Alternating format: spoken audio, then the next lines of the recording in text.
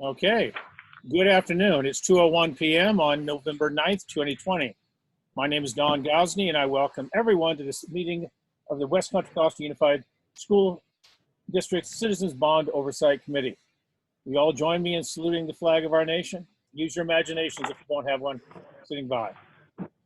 I pledge allegiance to the flag of the United States of America and to the republic which it stands, one nation under God, indivisible, with liberty and justice for all.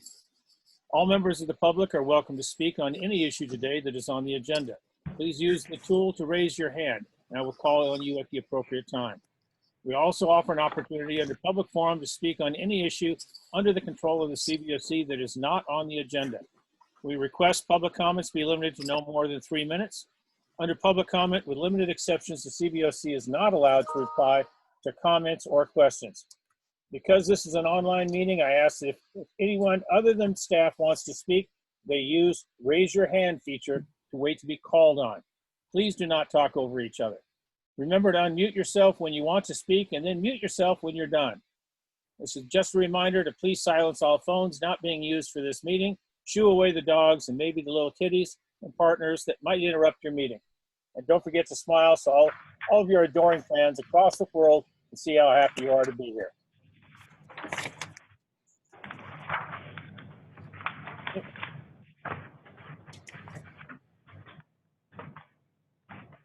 I have to apologize. I've got about 15 clipboards in front of me with all the different parts here. We have quite a number of prospective CBOC members, members of the public that are attending as well, future city council members, school board members. I just want to welcome all of them, invite them to participate. We're not as formal as a lot of other meetings are. If you have something you want to say, if you've got a question, please just raise your hand and give me a chance to call on you. Okay, we don't have any slips of paper for you to fill out for public comments. So, okay. Now we are supposed to meet with Mr. Michael Ash, but at 2:15. But I see that he is signed on. Michael, can you hear us? Yes, I'm here. Okay. If nobody has any objection, maybe we can go ahead and get him started a little bit sooner. The sooner we get him out of the way, he can get back on with his business and we can get on with ours. Is that okay with everybody? Don, my hand's up. All right. I just wanted to, but now I see your hand there. Go ahead. I just wanted to suggest that either before Mr. Ash talks or afterwards, you introduce the public, who these people are, who are the potential school board members, things like that. That sounds fine. Great. Okay. Before I do that, though, I have well, let's go ahead and introduce ourselves first.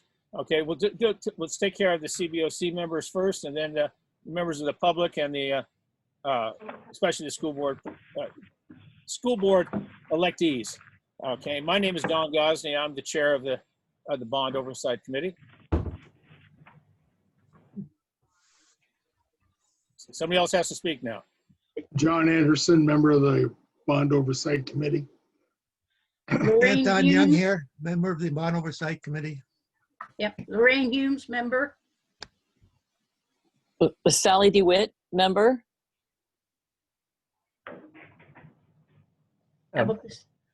Mac Moore, I'm the member and the secretary. Okay.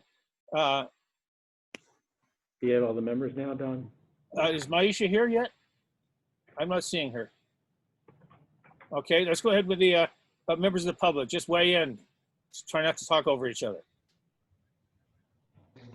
My name is Jason Lindsay. I'm business agent for Iron Workers Local 378, representing about 400 members that live in Richmond. Okay.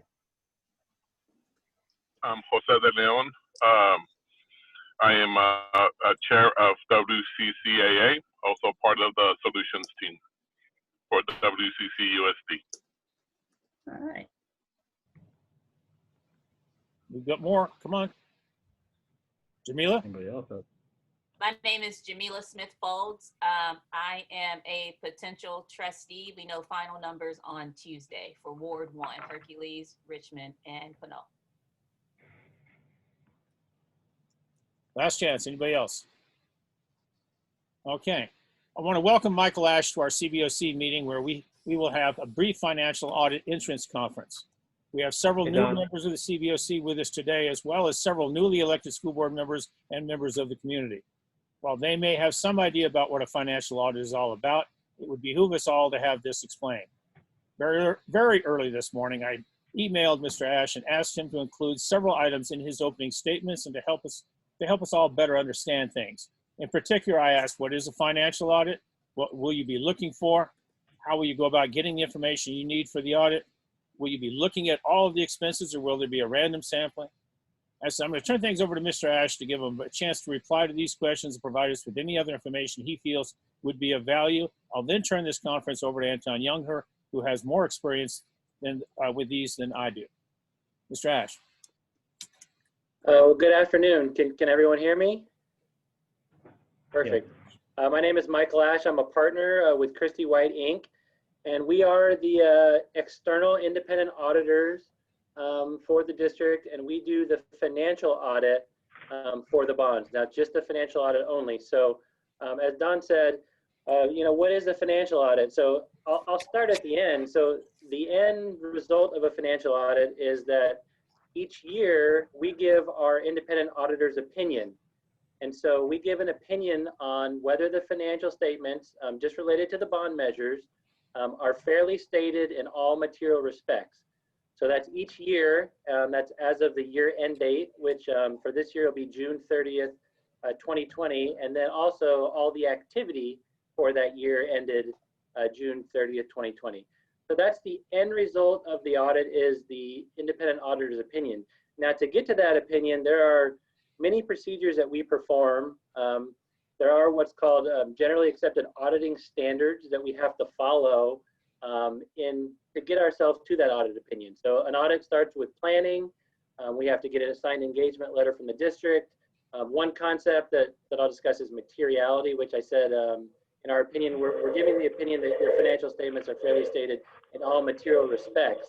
So there's a materiality calculation that goes in there. What materiality is if the financial statements are off by a certain amount, what would a reasonable user of those financial statements deem to be material? So if something's off, $10, that's probably not going to necessarily get reported in there. So we're looking for material items.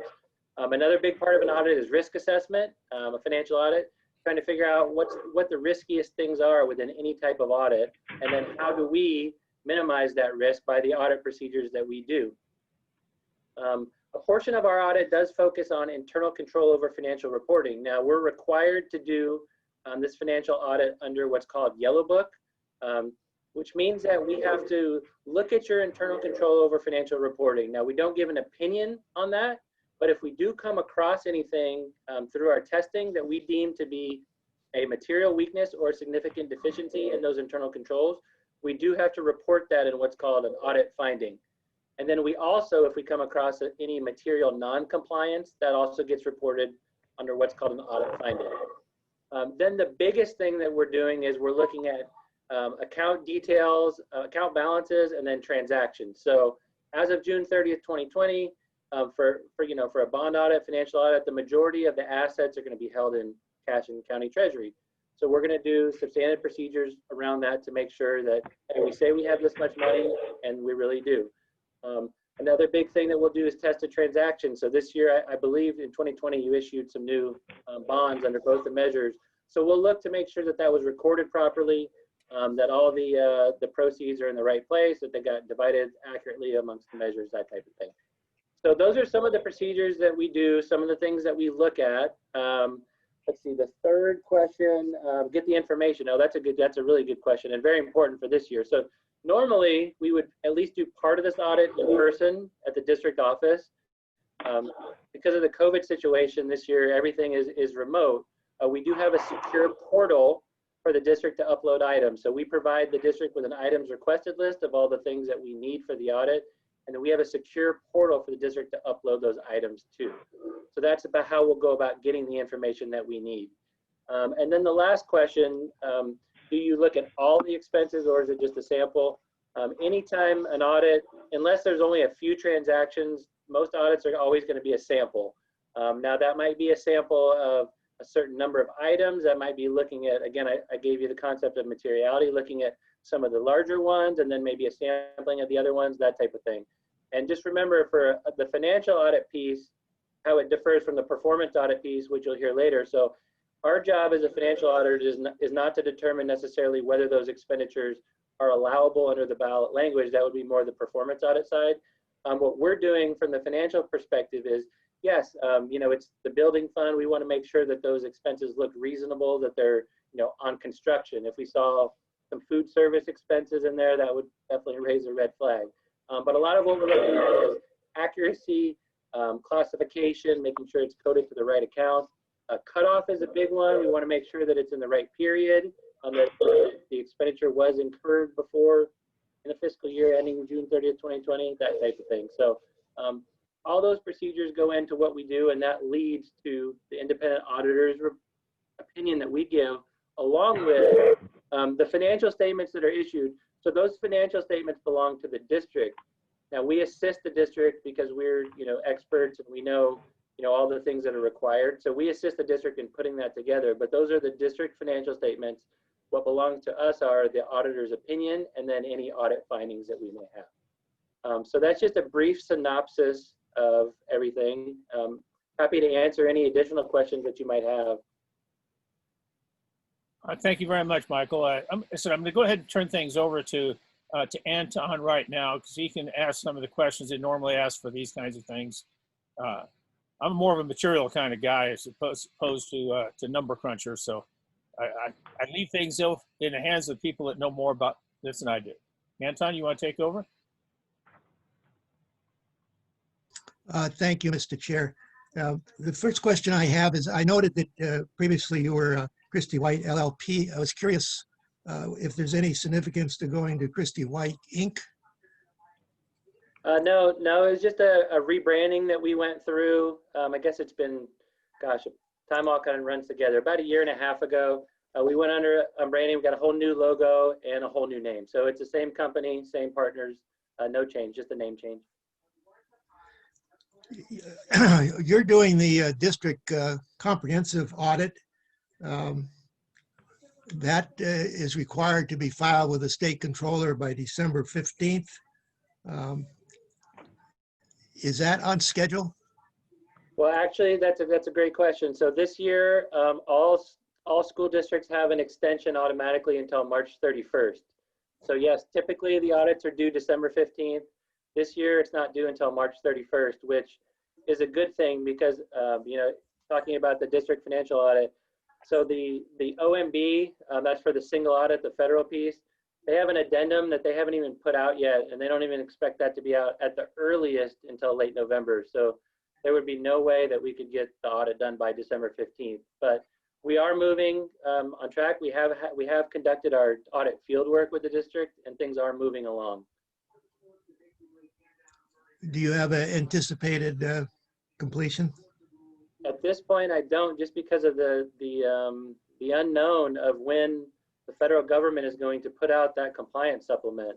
I just, without having that, we can't do. So that what that is primarily it's over the CARES Act funding that the district spent. So we don't even really know what they're going to have us test and what they're going to have us look at related to that. So at least that piece will have to wait until that compliance supplement comes out. Anton, if you don't stay focused on our audit, not the district's audit. Well, the district audit covers the bond programs, and that's why I'm bringing that up, because in our audit of the bond program, there's a reconciliation schedule. So the district's audit is key to our audit, in my view. That's why I'm bringing this matter up. Okay, thank you. And so I guess the question would be if OMB does not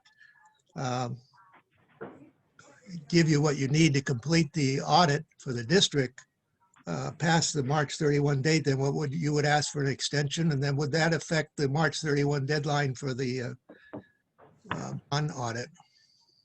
Well, if they haven't put that out, they're going to have California is going to have to extend everything past March 31st. But you know, Okay, I'm hopeful. They said late November at the earliest, so I'm hopeful at least by the end of this calendar year that they'll have that out there.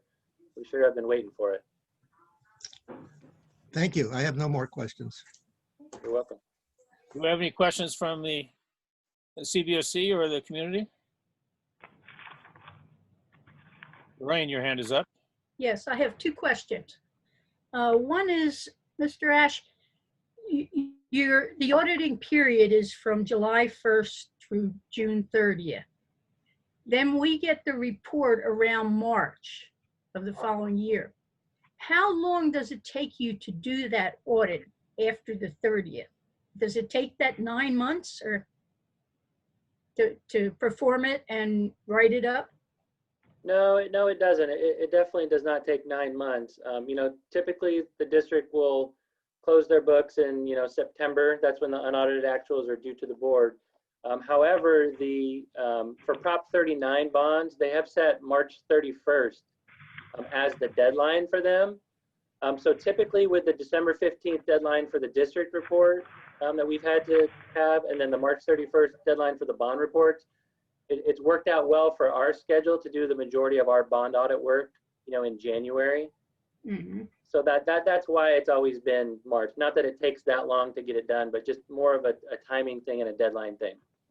Right. So you start in January. Does it take you from January to March to get it, or does it take a month to do it, or 2 months, or normally, you know, just a ballpark? Well, I mean, the field work itself, we usually get done in a week. And then after that, it's, you know, putting together the report, sending it to the district for their approval, having the Bond Oversight Committee review it for them, and then ultimately taking to the board. So that whole process can take that long, yes. Okay. My second question is, I know you do 2 audits for the district. One is their financial audit, and then ours bond audit, financial audit of our bond program. In the last couple years, we have noticed that the district employees will spend time doing bond work as well as district work. And they're trying something new now. They did a test to see about separating that. Our performance audit picked it up, but the financial audit didn't. They were supposed to, you know, they were charging everything to the bond program. Whereas they should have, say, if they only did 25% of the work, 25% of the salary should have been charged to the bond program. Is there anything in the financial audit that you would pick that up, or would only a performance audit pick that up? I mean, I would say primarily that would be a performance audit thing. I mean, there would be a chance if, you know, we selected certain employees and certain salaries and dug in deeper that we might have noticed that, but I'm not sure that a financial audit would typically pick that up. It would be very difficult to. Okay, thank you. You're welcome. And just a quick point of clarification. So there's only been one position that's been fully charged to the bond fund over the last, I would say, 3 to 4 years. And that was the project manager that was assigned directly to Pinole Valley High School. Every other staff member was partially charged to the bond fund. About 3 years ago, we started doing time cards. We just didn't do them every month. We did them periodically. And so it was effective in March of this year that we do a time card for every single day for every single month. And so that's the only thing that has changed. But we've only had the one person who was charged directly to the bond fund, and that's because all of their time was dedicated to that project. But over many years, we've just been part funded, and that partial staff allocation to the bond fund was then based on, we looked at it annually to say what amount of our time we thought we would be working on bond related work. And so I just wanted to add that point of clarification. I think it's important. Great. You have anything else, Lorraine? Your hand's still up. No, I asked my 2 questions. Okay, thank you. Anything else from anybody else? Can I just chime in for a second? Sure. I just wanted to let Ms. Humes know that Christy White also does our parcel tax audit. Okay, thank you. So 3 total audits. Very good. Okay. All right, I'm not seeing any other hands up. No questions, no comments? You got off easy, Michael. Good for you. We truly appreciate you taking the time to sit with us this afternoon. Have a better idea about what's going to be happening and how it's going to be happening. Great. Well, thank you for inviting me. It was wonderful to speak with you, and I'll look forward to talking to you again on the backside after we have completed all of the audit work. Okay. All right. Thank you. Our next speaker, Nathan Edelman from Eide Bailey, is not yet signed on yet. I do have a question from staff. I'm looking at the list of participants and I'm seeing somebody with just initials, PR. Do we have any idea who this person is?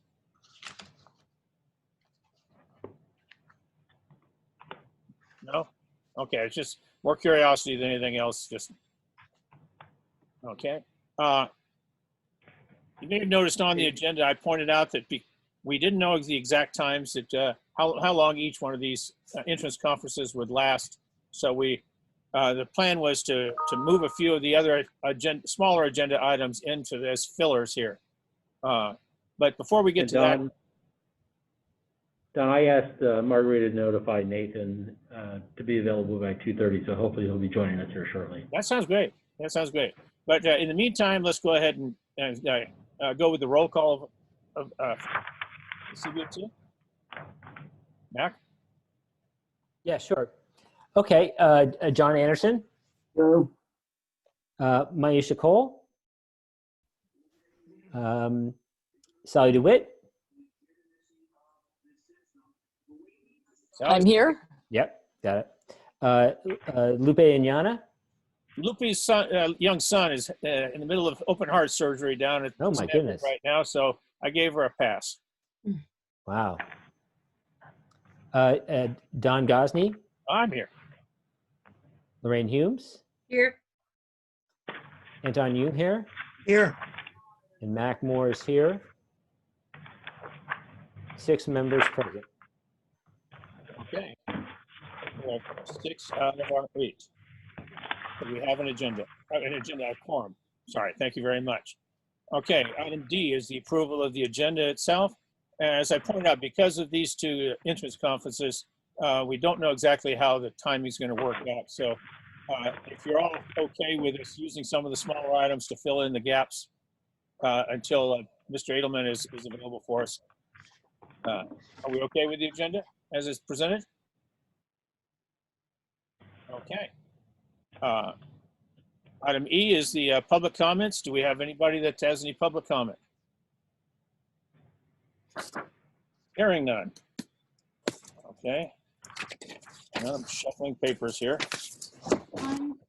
Since we have some newcomers to our meeting today, maybe staff can introduce themselves so that everybody knows who we are as well. I kind of hope you would have done that when you had the introductions with Mr. Ash, but please go ahead. Actually, Don, I think we tried to ask at the moment, but anyways, I'm Louis Freeze. I'm the Associate Superintendent for the facilities in the bond program. Ellen Mejia Hooper. Oh, go for it. Sorry, we're good afternoon. My name is Melissa Payne. I'm the Director of Contracts. Hello, I'm Ellen Mejia Hooper. I'm the Director of Facilities Planning and Construction. Hi, I'm a physical coordinator. I couldn't make out anything of that last one. What was, even who it was? It was Cinda. She was introducing herself as Cinda Chow, Fiscal Coordinator. All right. Margarita? Hi, sorry, I muted our call because I was on the phone. I was leaving a message with our performance auditor asking if they can call in at 2:30. Are we doing introductions? Yes. Yes. Okay. Hi everyone. I'm Margarita Romo. I'm the lead internal auditor for the district. I've been in the district for 3 years. This is my 4th year. I'm also a graduate of the district, so I'm very happy to be here and to be with you guys today and do the work that I'm doing. One of the things we're going to try to start doing, Every Moment Learning, is going forward for staff. We'll put our name and our titles or any other recommendation you guys have, so anyone joining the meeting has an idea of who we are, and that might help identify staff in the meeting here as your resource. So. I think that's a great idea. And to that, I'm going to make another request on that. I'm looking at all your pretty faces, and with some of the staff people, all we're seeing is kind of eyes and foreheads. You know, Lewis, maybe you can adjust your camera. Yeah, Sinja, adjust your camera so we can see more of your head and body rather than the ceiling and the wall behind you. And Ellen, you're back and forth between eyes and forehead and full face. So, and your help on well, that. let's, if I'm sitting back or not, I should just reposition the chair. With the mask, with the mask, it's not like we can see a whole lot. Okay. All right. It's 2:27 right now. Rather than getting on the next item, if they're going to call, Margarita, were you able to get a hold of them and ask them to call at 2:30? I was not able to reach, his name is Nathan. I wasn't able to reach him, but I'll try again. Was 2:30 the time that you indicated in your email to them? No, it was 2:45. 45, okay. Yeah. So I asked if he could call in earlier, Okay. but what I'm thinking is that he probably set up his schedule to call in at 2:45, and that's probably the time he'll call in. Would you like me to try again? Well, you're welcome to. In the meantime, we got a few filler items in there. Okay. Okay. All right. Let's all turn to item H. Do you know how bonds work? Lorraine, I'm going to turn this over to you so you can make your pitch. Fine. Thank you. Am I muted? No. Can you hear me? Yes. Okay, good. Before I start, I just wanted to, for the benefit of the people that are here for the first time, Lewis is in charge of the Finance Committee. And the Finance Committee is in charge of building all the buildings and going through all the permits and everything. And then he comes every month, gives us a report on the projects that are going on. Melissa is from the financial section, but she comes to our meetings and tells us about the financial reports. Ellen has been following us through on the new construction. There are programs, bridge programs between deciding what you want built and who builds it and getting a contract, and she's in charge of that, and she's been giving reports on that. And Margarita is an internal auditor. She helps us with financial moves. So I just wanted to give a quick overview for the people who are new here today. If I can make a quick correction, though, I don't believe Lewis is in the finance department. I believe he's still in charge. I'm sorry, Facilities. Yeah, facilities. I'm sorry, Lewis. Okay. Just a new role I've taken on. Just another quick Yeah, you had Tony Wold that joined you in for a split second. Did I lose my job? All right. Okay, back to do you know how bonds work? A former member, Greg Vishnu, he enjoys giving forth his knowledge that he has, and he's very good at it. And he is off the committee now, and one of the things he would like to do is to give us some training. We have about 4 or 5 new members to the committee, and there's a lot to learn before you're really able to give back. So one of the things he would like to do is give us short training periods. Might be a half hour, an hour, we'll decide. And his first one he would like to do is, do you know about bonds, how they work? Now, we've just sold $575,000 worth of bonds, so it's a good time to learn.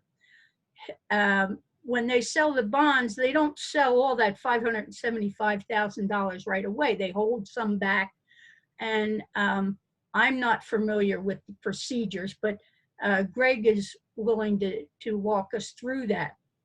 So he asked the committee if they would like to do it. Don sent out a letter to everyone. And today we just want to see, do you want to do it? How much time do you want to spend at it? Should it be like a half hour before our regular meetings? It'll probably be Zoom right now anyway. If we could just have some discussion, is there anyone who would like to see these trainings come? Before we even get feedback here, I've got a number of people in the community that have also indicated a desire to participate in this. So I'm going to request that we don't limit it to right before or right after a CBOC meeting, that we coordinate with the people that are interested to find out what kind of a day, what kind of a time might be best for them, so to get the greatest participation. Because something like right now, some people actually have day jobs. I don't know who, but they may not be able to attend these meetings during the middle of the day, as opposed to an evening meeting or a 5 o'clock meeting even. So let's just keep that in mind. And Jamela, is it? Yes, if you become a trustee, you're going to have a lot of training needs. So you might be interested in this, because this would be at a lower level than Dr. Wall would talk about. So you're certainly welcome to join us if you'd like. She has already expressed her interest. Good. As a couple of other soon-to-be board members. Yeah. Well, could we have a vote, since nobody is talking? Could we have a vote whether you want to take, you think you would like to take the class, or have Greg put on the class? Actually, I'm not going to ask for a vote. I'm just say, if you're interested, tell us your name. Okay? Because a vote would indicate that if we don't have enough people, that we don't do it. We just want to know how many people are interested in there, because just between the number of people in the community and the new board members, it warrants hosting this. We just need to know who else wants to be a part of it that's in this meeting right now. I'd be interested. Okay. Who was that? I'm sorry. Jason? Jason. Jason, okay. Anybody else? Okay, Jamila, you've already got your name on my list. Anybody else from the CBOC interested in this? I'm definitely interested. Yeah, I like the idea of having in like half-hour modules. Yeah, that can all be decided once we get together for our first meeting. Yeah. We also have to fit this into Greg's schedule. Yeah. Okay, do we have anybody else in the public that is interested? Leslie, I thought you said you were interested, didn't you? I did, and I believe I'm on your list. Yes. Don, I saw it in the emails that you have an Estelle DePaz, Keith Mueller, Audrey Goldie Williams. Are they interested? Yes, they are. Oh, good. Keith Williams, I don't know who that is. Well, that's a friend of Estelle. She wrote in her email that she might be. Right. I just still had it listed as a friend. Yeah. Okay. Don, Nathan has joined us. And I wanted to give a quick point of clarification, just really quickly related to this topic. So the bonds that were sold this last fiscal year were the final for Measure D 2010 and Measure E 2012. We have not sold any bonds pursuant to Measure R. Measure R was approved by the voters in March, but we have not done any bond sales against Measure R at this time. Okay, thank you. Lorraine. I just wanted to say I appreciate you not doing that, because then the public doesn't have to pay money on the bonds until you sell them. Well, that's traditionally been the course for this district. They don't sell the bonds until they're ready to spend the money. Yeah. They really don't get any interest on it when it sits on the county's bank account. Okay, well, but there's back some on this against that too. So there's a lot of pieces to the puzzle. Yes. Okay. But as far as scheduling this meeting, is anything else you want to add, Lorraine, before we move on? No, I'll just let Greg know, and then we'll set up, maybe you could email everybody who's interested when we'll be having the initial meeting with Greg to talk about it. I mean, once we get the basics going on it, then I'll put it out to the rest of the world. Yeah. And invite them to participate in it. Right. A lot of resources on there, but right now it was just an idea in the sky, but now it's something firmed up a little bit more. So then I'll put it out on all the social medias and the next doors and the patches, and I'll stand at a few street corners and yell at the cars passing by, inviting them. So, okay. Also, Greg would said something about we could, if there are any other topics we'd like him to talk about concerning the bond program, he could work up units on those also. Absolutely. Okay. Let's go ahead and move on to our instruments conference for our performance audit. We got Nathan Edelman, is it? Am I pronouncing it right? Yeah, no, that's good. Nathan Edelman. Oh, Edelman, thank you. See, someone messed up on my keyboard and added an extra letter in there. All right. I want to welcome Nathan Edelman to our CBOC meeting, where we will have a brief performance auditor entrance conference. As I mentioned before, our previous entrance conference, we have several newer members of the CBOC with us today, as well as several newly elected school board members and members of the community. While they may have some idea about what a performance audit is all about, it would behoove us all to have this explained. Very early this morning, I do mean early, it's about 1:30, 2 o'clock in this morning, I emailed Mr. Edelman and asked him to include several items in his opening statements to help us all better understand things. In particular, I asked, what is a performance audit? What will you be looking for? In particular, what will you not be looking for or at? In particular, since we understand that you're tasked with only performing a compliance audit, can you explain the difference between what you will be providing us as opposed to an effectiveness and results performance audit? And how will you go about getting the information you need for the audit? I'm going to turn things over to Mr. Edelman to give him a chance to reply to those questions and provide us with any other information he feels would be of value. Then I'll turn this conference back over to Anton Youngher, as I did before, who has a lot more experience with this than I do. Nathan. Okay, well. I'm sorry, we're going to start off with a little introduction so you have some idea who you're facing. Sure. As I said, my name is Don Gosney. I'm the chair of the CBOC. Let's get the other CBOC members and staff to jump in. John Anderson, member of the CBOC. Lorraine Humes, member of the CBOC. Sally DeWitt, member of the CBOC. Anton Youngher, member of the CBOC. Mac Moore, also a member of the CBOC. Louis Freeze, Associate Superintendent for the district. Ellen Mejia Hooper, Director of Facilities Planning and Construction. Melissa Payne, Director of Contracts for the district. And how about our guests, our soon-to-be board members and members of the public? Smith Folds, potential trustee for Ward 1. We'll know tomorrow, Tuesday at 5 o'clock. Ooh, okay. Jason? Oh, okay. I guess that's everybody. All right. Well, it's good to meet everybody. My name is Nathan Edelman with this firm called Eide Bailey. I am the independent external auditor for this bond program that we're going to talk about it in a second. And I actually have some slides. Let me see if I can I'll just share won't do any fancy presentation. We'll just share, there we go. Okay. So as I said, my name is Nathan Edelman. Good to meet everybody. I want to I guess it's not a presentation, just ignore those headers. First, let me just introduce Eide Bailey. Some of you may be familiar with, if you've been involved with school finance for a while, VTD or Vavrnik Trend Day, which was our former firm, we merged in with Eide Bailey, which gave us substantially more resources that are very beneficial for things that we'll talk about here in a few moments. But so that you know, Eide Bailey is a top 25 CPA firm. We have offices in 14 states, 14 Western states throughout the country. There's 2,500 people within the firm.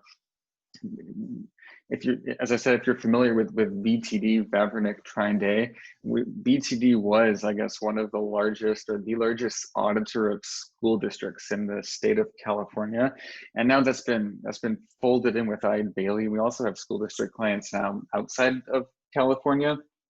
From a construction industry perspective, which is very relevant for the bond program, the firm has 1,500 construction industry clients, and there's actually a construction industry technical committee that just deals with issues involving construction contractors, involving school facilities programs, anything involving the construction industry is something that gets dealt with by that technical committee. And that's some of the benefits that we're able to bring, some of the expertise that we can bring to these school district bond programs. So I want to talk about specifically the scope of work for what we're doing here. Oh, all these notifications. First of all, as you're probably well aware, and I know there's some new members, so forgive me if I'm repeating stuff that people have already heard previously. We're gonna do two things. One is this Proposition 39 bond performance audit. We'll call that the performance audit. And then I know it's maybe not part of today's entrance agenda, so I'll just say very quickly the other thing that we'll be doing once we wrap up the performance audit. It's called an agreed upon procedures, and it's basically to assess the implementation of a whole series of findings that date back a few years. So the performance audit scope, since that's today's mission, number one, first and foremost, is what is a performance audit, which can mean lots of things to lots of people. So I'm gonna try and narrow down that definition specifically for the work that we're gonna do with West Contra Costa. And I guess I'd say the overall broad purpose of the performance audit is to comply with Prop 39. And just as a quick recap, Proposition 39 allowed school districts to place these bond measures to the ballots or to the voters, and it lowered the threshold. Rather than having, I think it was a 2/3 threshold, it's 50. I think it's a 55%. And one of the I guess trade-offs, hey, school districts, you get a lower threshold, easier to pass bonds, but you do have to undergo an audit. And frankly, I'd say it'd be crazy not to have an audit, even if it were not a requirement. But nonetheless, now it becomes a requirement. And so the objective of those audits to comply with Prop 39, it's first and foremost, is the district spending the bond funds the way that the project listing requires the district to spend the bond funds? And you have to spend the money, or school districts in general must spend these dollars on, as you well know, it's construction. And then it's limited further by the specific scope that was put forward to the voters and approved by them. And I know a lot of school districts will say very specific school sites, and then it has kind of a catch-all that says, well, anything that's facilities related that gets approved by the board would also be allowable. And so school districts have a lot of leeway in defining that and putting it out to voters, but it's leeway within the context, within what's given to them within Proposition 39. And so the whole purpose, the overall objective of the performance audit, make sure that the district is complying with those requirements. And to that end, some of the things that we're going to look at, just a summary, it's development and adherence to design and construction budgets. We'll have some limited procedures on how well is the bond program setting up budgets for the projects and actually being able to follow them. I guess the risk there, you get into a situation, you're 2 years into a project and it wasn't well planned out, and you realize you don't have enough funds to complete the project. So we'll spend some time looking at that method. That blends in with my second bullet point, which is tracking the availability of resources. How much funds do we have versus the projects that we've budgeted, projects that we've completed to date? We look at the payment processing process, I guess, which is, invoices are going to roll into the school district between project managers, inspector of records, a number of people, architects that are involved in reviewing invoices and making sure that they conform with the scope of work, that they conform with all of the specifications before they get paid out. We're going to look at risk management, specifically involving change orders and claims avoidance. Risks, think of as lawsuits. That's somewhat common anytime you have millions of dollars being spent on construction projects. And there should be processes in place to mitigate that risk, to be able to archive and gather evidence in the event that a claim is presented in the future. We look a little bit at public bidding and procurement, as in you're hiring professional services. You have architects are involved. You have contractors. You've got a number of projects and I guess sub-projects within there. And there's public bidding requirements that the school district has to follow. Conflicts of interest. There's a lot of external regulations on school districts about what has to get bid, which helps to mitigate conflicts of interest. But we do want to look at the procedures to ensure that those involved in procurement are not presenting undue conflicts that haven't been evaluated. And then last but not least, the most important part of the whole thing is to verify that the bond funds are used only for allowable projects. And that's a very simplified way of saying we're gonna, we look at the accounting records, we pick samples of actual things that the district has spent. We want to make sure that to the extent that there's administrative costs, there's salaries, that there's project costs that are being charged to the bond program, we're going to make sure that those are spent in accordance with Prop 39 and in accordance with the specific project listing for the school district. So performance audit scope, just to be clear, because I know that for people and just some new members, people who maybe haven't gone through this before, it's really easy to just think of an audit and say the auditors are auditing, so therefore they're going to find anything and everything. And I just want to make clear that the scope of the audit, it's pretty narrowly defined. It's looking at these things here and really closely looking at this thing here, looking at the actual expenditures of dollars, which means there's lots of things that someone could come in and look at that's not within the scope of the audit. And it's there's no comprehensive listing. I've listed out some just examples that I've seen in the past.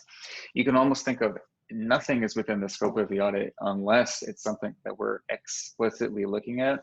But so some common things that we're going to have a report at the end of the day that says what we did and talks about the conclusions. It's not going to talk about, nor will we be able to have anything to say about, for example, decisions that have been made by the board. The board has the ability to say, we're going to spend money on project A or project B. Maybe they pick project B instead of project A. That's not something that we have any procedures to say whether or not that was a good idea. You have limited funds. Should you pick A or B? We're not in a position to second guess management decisions or board decisions about anything that's a compliant use of funds. The audit report will not be able to look at job performance. We're not going to say whether or not people within the district are doing a good job. It's just not something that we're equipped to do. Nor can we grade the bond program or rank projects. We're not going to be able to say A+ or D- bond program. It's important that decision makers have the financial information, that they have the audit so they can see what people have done with the district's money or with the citizens' money. And then it's up to the oversight committee, it's up to the board members, it's up to the public to come up with the grading based on that information. And I kind of mentioned, was project A or project B, was it really necessary? As I said, we're not going to be second guessing decisions that have been made. And then, finally, could you have someone come in and audit things and say, yeah, could projects have been completed sooner, more efficiently, more effectively? Somebody could absolutely come in and audit for anything. There's trade-offs in spending resources versus spending resources on an audit versus resources on buildings and actual construction. So that's just not something within the scope of this particular performance audit. And then I guess there's a separate entrance meeting a couple of months out about this implementation AUP. So I won't talk about this in too much detail, but once we wrap up the performance audit, there's a lot of knowledge, a lot of understanding of the district that's going to go into that performance audit. And then we're going to springboard that and immediately move on to evaluating whether or not the district has implemented these recommendations from prior audits. And then we'll be kind of, I guess, ranking things or putting them into category classifications, and to the extent that they have not been implemented, part of the report will be focused on helping the district or come up with recommendations to implement these things, really focused on going forward. So just some logistics so that folks understand, how do we go about getting the information that we need for the audit? And I'd say it's easy.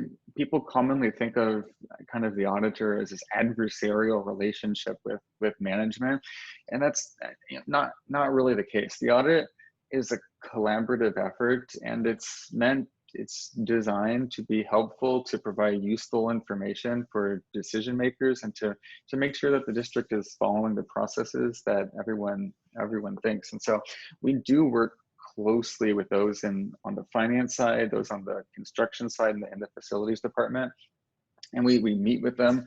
We ask a lot of questions, but I'll make something clear, and this is not even specific to the performance audit, but for any auditor coming into the school district following professional standards, you're not going to form conclusions just based on what people tell you. They may say that everything is perfect and great, and we'll use that as kind of the starting point.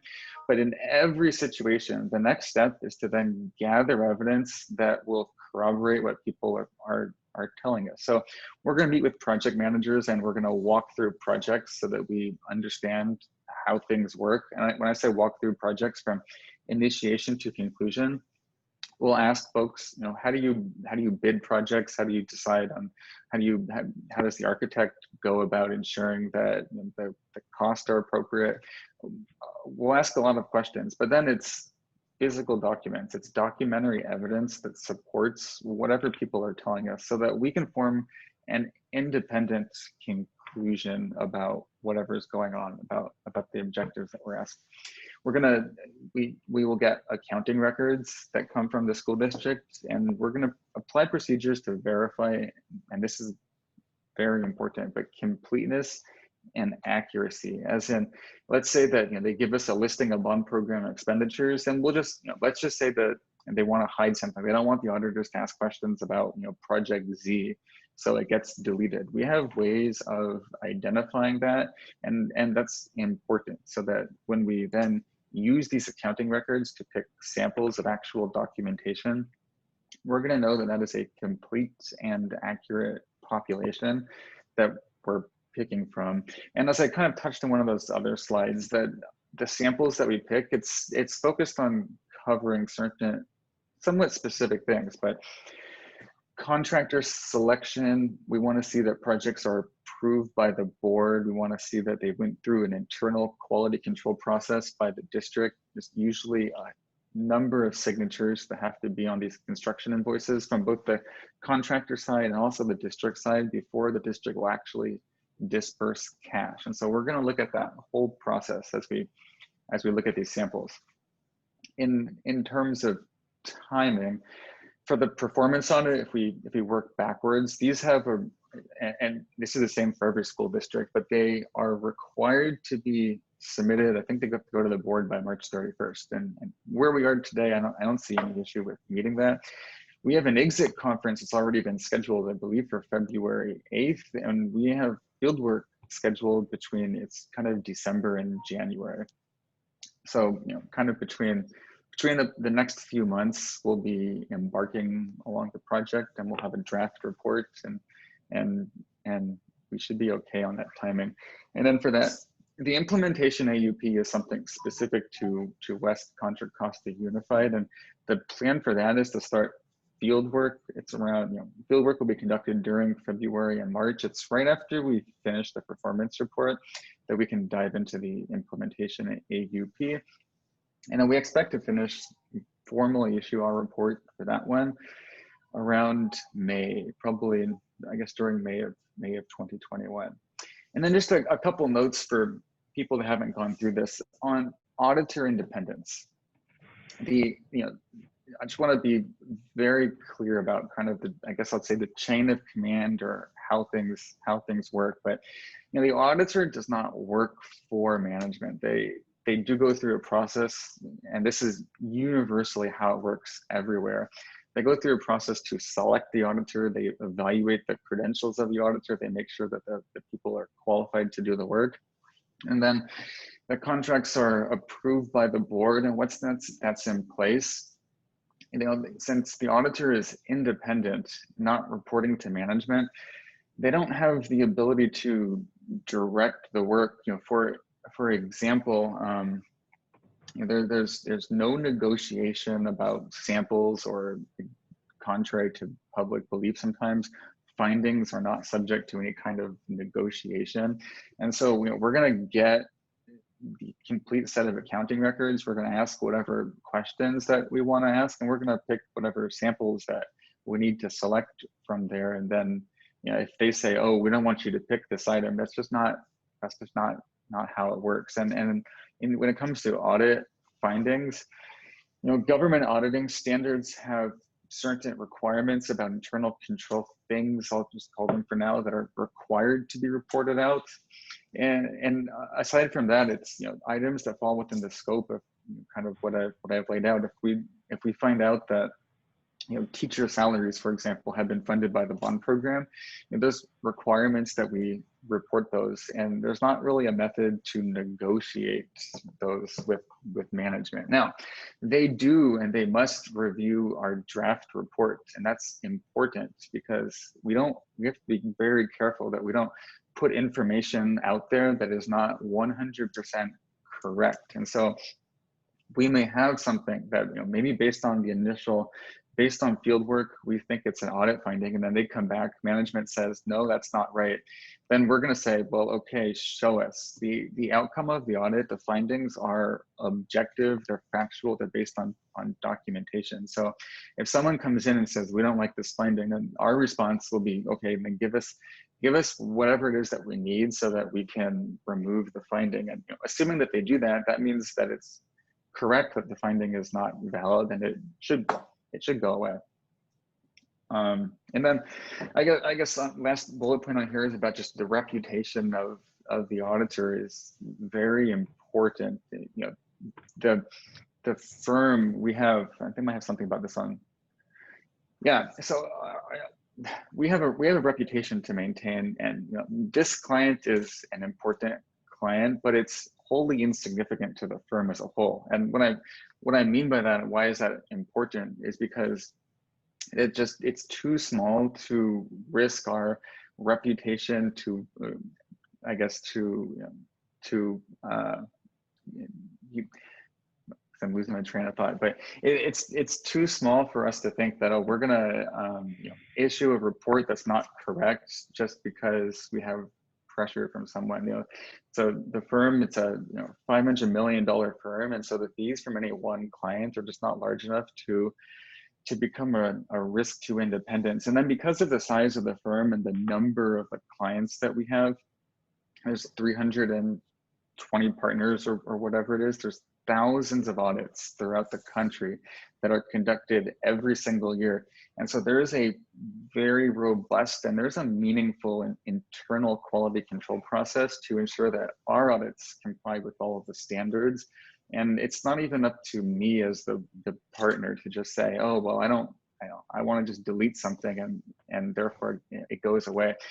There's other people besides me that review our work, audit the auditors to make sure that everything that the firm puts out is valid, that it's correct. And that's really important to be able to maintain that reputation. So with all that, I hope I answered all of the questions that were initially posed to me, but if not, I'm more than happy to try and answer those or anything else as best I can. I thank you, Nathan. That was a great presentation, and I'm particularly impressed that you were able to seamlessly insert your PowerPoint presentation into the Zoom meeting. Usually that's a 5 or 6 minute delay for most people. Oh. Figuring that out. So you put that down, and I figured you can handle a performance audit. And so I'm going to turn things over first to Anton. and let him call on individuals. Anton? Thank you, Mr. Gosney, Mr. Elman. I think that was an outstanding presentation. And I completely agree with your assessment. This is the scope of this audit is very narrowly defined. And I think what is important is that the CBOC and the public understand that this is not a effective and results performance audit. In fact, there will not be an effective and results performance audit for the $56 million of expenditures made last fiscal year. And I want the CBOC to understand that we did recommend to the board that they have an effective and results audit of the $56 million. And that recommendation was rejected. That recommendation was rejected by the board because they felt that it was not necessary to have an effective and results audit, which would have a scope much broader than the scope we're doing now. We're doing the minimum scope required by the state audit guide. So I think it's important as we go through this audit that the committee understand that. In terms of my questions, as we know that this audit was not solicited through a RFP process, could you tell us how you came to make a proposal for this audit?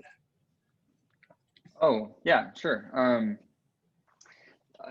There was, I guess, outreach from the district, from facilities. I wouldn't be able to tell you the number of auditors that were contacted, but their outreach was send us go over the scope of work and the pricing for the performance audit, and then I did go through a board approval process. Was there an RFP? There was not an RFP. So you were called up by phone or email or? Yeah. And who called you?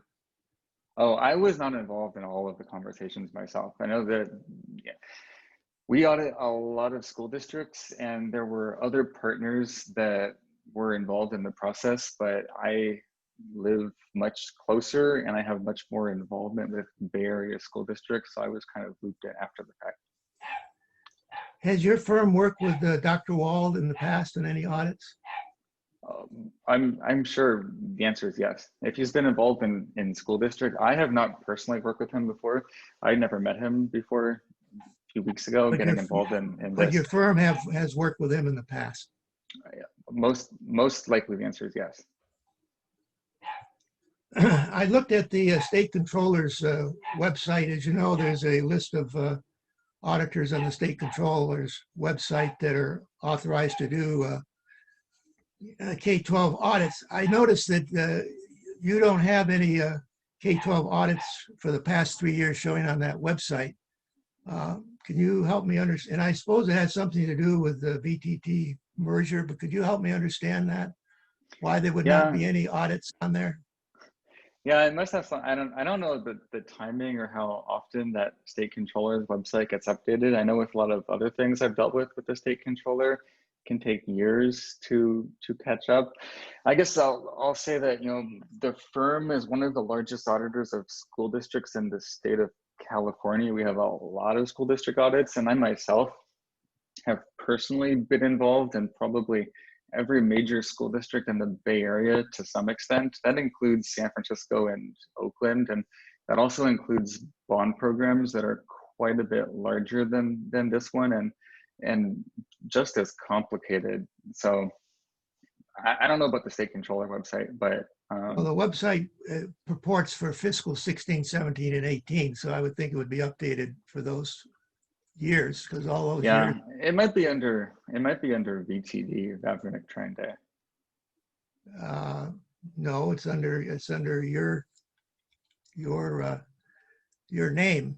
So so now, was VTD a subsidiary of yours in the past? Yeah, so VTD had been involved with California school districts for, I don't know, 75, 80 years. And actually last year we went through a merger. We've folded in with I-Bailey. which may, so I guess if the state controller website is updated, I guess for what would be 18-19 fiscal year, maybe those might say the number of school districts. So when was that merger effective? I believe that was July of 2019. Now, looking at VTD, then was they wholly owned by you? Oh no, sorry, no. VTD was a pretty big firm as well. There were 50 partners or so within VTD, and I want to say like 300 people. Most of them were in Southern California. I have always been in the Bay Area myself personally, but no one partner in VTD owned that significant of a chunk. It was a decent sized partnership. So you acquired VTD in July of 2019. VTD went into Bailey. Okay. So looking again at the controller's website on VTD for the last 3 years, fiscal 16, 17, and 18, they had 71 audits that were rejected by the state controller. And they've had 6 state controller quality control review reports. Would you have any comments on those quality review reports of the? Some of them are mine, actually. Specifically of the Vallejo. Oh, okay. Yeah. So number one, just in the terms of rejected, the state controller does this. It's called a desk review for all the school district reports, and they just do 2 things: accept or reject. And when they reject something, it's sometimes because a comma is in the space that they don't like. It's for reasons which I would say are very trivial. And of those 80, whatever number you said, I believe 100% of them were ultimately accepted once whatever it is that they wanted were fixed. And then in terms of the quality control, there should, in the Bay Area, there's 2 of them that I know about that are recurring. One is Oakland Unified, one is Vallejo Unified. Oakland Unified is very near and dear to my heart. I know a lot about it. I don't know quite so much about Vallejo because I don't work on that one personally. But I can tell you that the state controller will continue to do a quality control review on those audits until those school districts which have outstanding emergency apportionment loans get repaid. Both of those school districts, as far as I know about Vallejo, I know for Oakland, they are current on making payments, but the state controller, just as a matter of practice, will continue to do those quality control reviews. And if you look at those reports, they've issued clean reports in every one of the years, and we've been allowed to continue doing those reports. Because of the nature and the number of school districts that we audit, we probably will have the largest numbers versus any other firm. Largest numbers of reports or of audits that are reviewed by the state controller. And even those rejection letters, just because we audit so many school districts, there's probably going to be a high number of rejection letters as well. Well, the that quality, are all ultimately accepted. Well, contrary to what you're saying, the quality review report of Vallejo, issued in October 2015, was a 21-page report, was very, very negative. A substantial number of issues. So to represent that the quality review reports were all positive, I don't think is correct.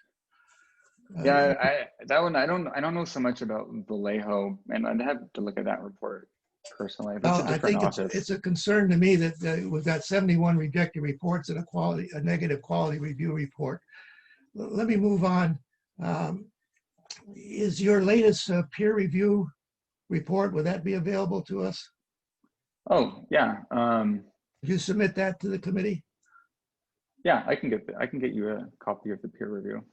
And also, could you, it seems to me that you were not sure if Dr. Wold has worked with your audit firm before. Could you give us a definite answer on that?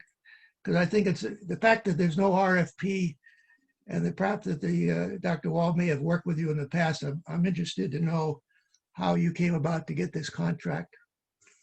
Oh, okay. Yeah, yeah. And I would be interested in your comments on the Vallejo quality review report by the state controller, because when I read it, it was completely negative. Okay, well, let me just make sure I get that in my notes. What year is that Well, the report from? report is issued October 2015. It's a review of the June 30, 2012. Oh, okay. I'm not even sure if we were the On the auditors back controller's then, but website. okay. And then All right. also, if you could give us some feedback on why there's no EDB reports on the controller's website for the last 3 years, I would be interested in that. Okay. I mean, as I said, there'd be nothing prior to last year anyway, because it would have been the old other firm. But yeah, I can see what I can find about the more recent. I don't know how they update that. That's the end of my questions, Mr. Chairperson. Thank you very much. Lorraine, you had your hand up, and then Sally. We need to get back on track because we're out of time. All right, Nathan, in the past, we've always done construction work by the district getting the design, the district hiring the contractors individually and overseeing things.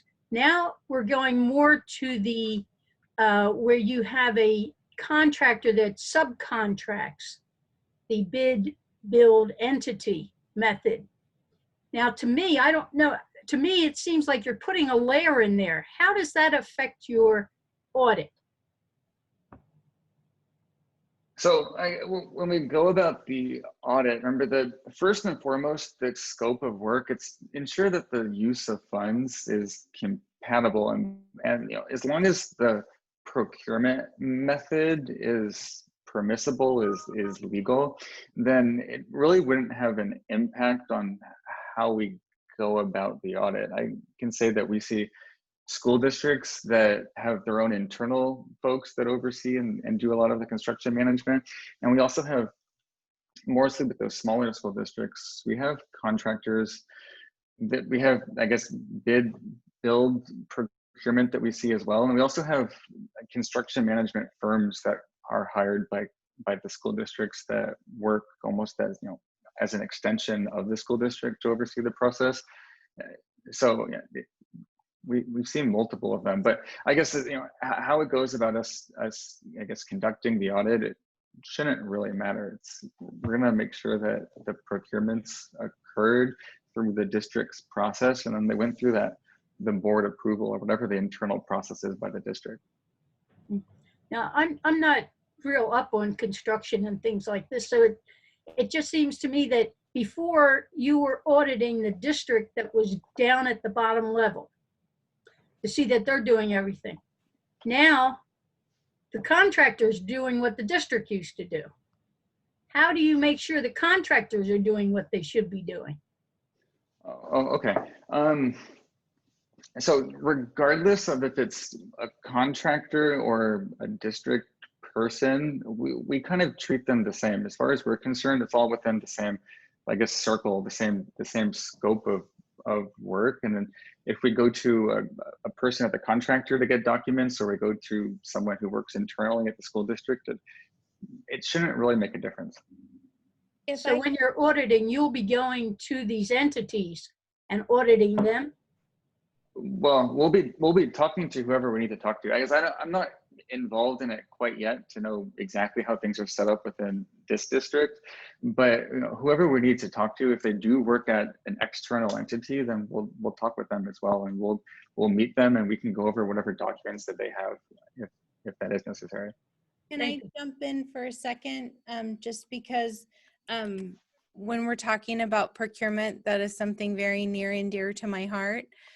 So last year's audit, essentially the code that governs different types of procurement can be different.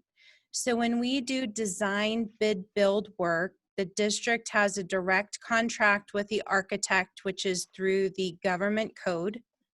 The district has a direct contract with the contractor, which is governed by the public contract code. When we do design build work, the district has one direct contract with the design build entity, and that's governed by the ed code. So in my experience over the last couple of years, through not only the performance and the program effectiveness, as well as the financial audit, because Christy White picked up the design, build, procurement and asked for all of the documentation and demonstration of procurement pursuant to the ed code for the design build, because we now have some design build contracts.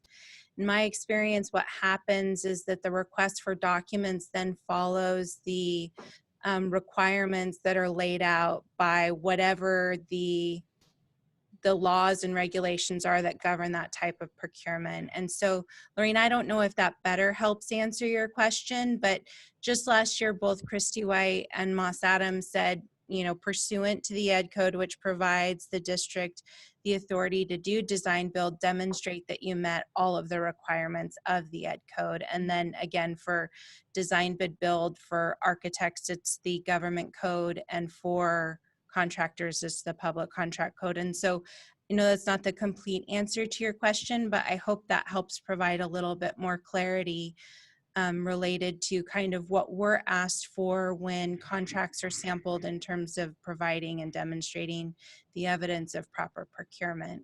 Yeah, I just want to make sure things don't fall through the cracks because we have another filter. Thank you. Okay, Sally, you had your hand up. You still have something to ask? No, I think I answered my own question. However, one just popped into my mind, and it is related to this question. There's, in the last column on the audit schedule, it shows performance audit effectiveness and results for fiscal year 2020. And it says need auditor. So I'm wondering if this, of the question marks that are in that column, indicate that people are being talked to, and possibly including ID Bailey,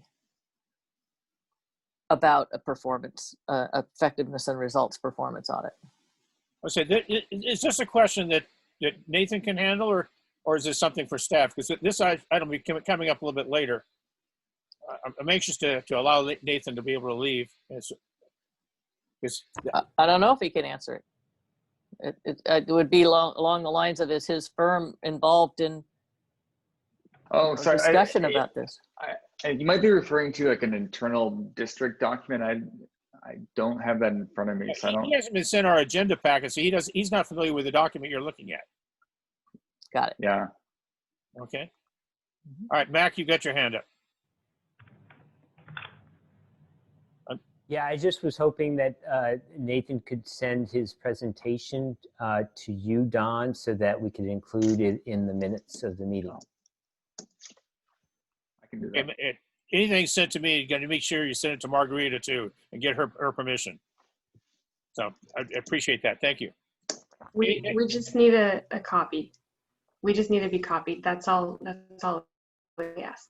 Okay. Any other questions or comments? Well, I thank you very much, Nathan. You were informative. You answered a lot of questions. Okay, well, thank you very much. This is going to be a fun project to embark on. I look forward to reporting back. All right. Thank you, everybody. Okay. All right, we're going to go back to our regular agenda. I want you to keep in mind, please, that we're now an hour and 20 minutes into the agenda, and we're pretty much just starting where we normally start at about 8 minutes into the agenda. So I'm going to turn things over to staff so they can start with the district reports. All right, well, thank you, Don. If we can go ahead and pull up the project status report, we can go ahead and get started. And just as a reminder today, staff will be off this call at 4 o'clock today. We have some other outstanding engagements this afternoon. So if we could keep track of the time, that would be great, Don. I'm always keeping track of the time. All right, next slide, please. Facilities master plan update. This is all, I'll just run down the project status, give you an update, then we'll go through the photos that are attached and describe what we're looking at. So Michelle Obama, we're on the final stretch of this project as far as completion. Over construction is early November.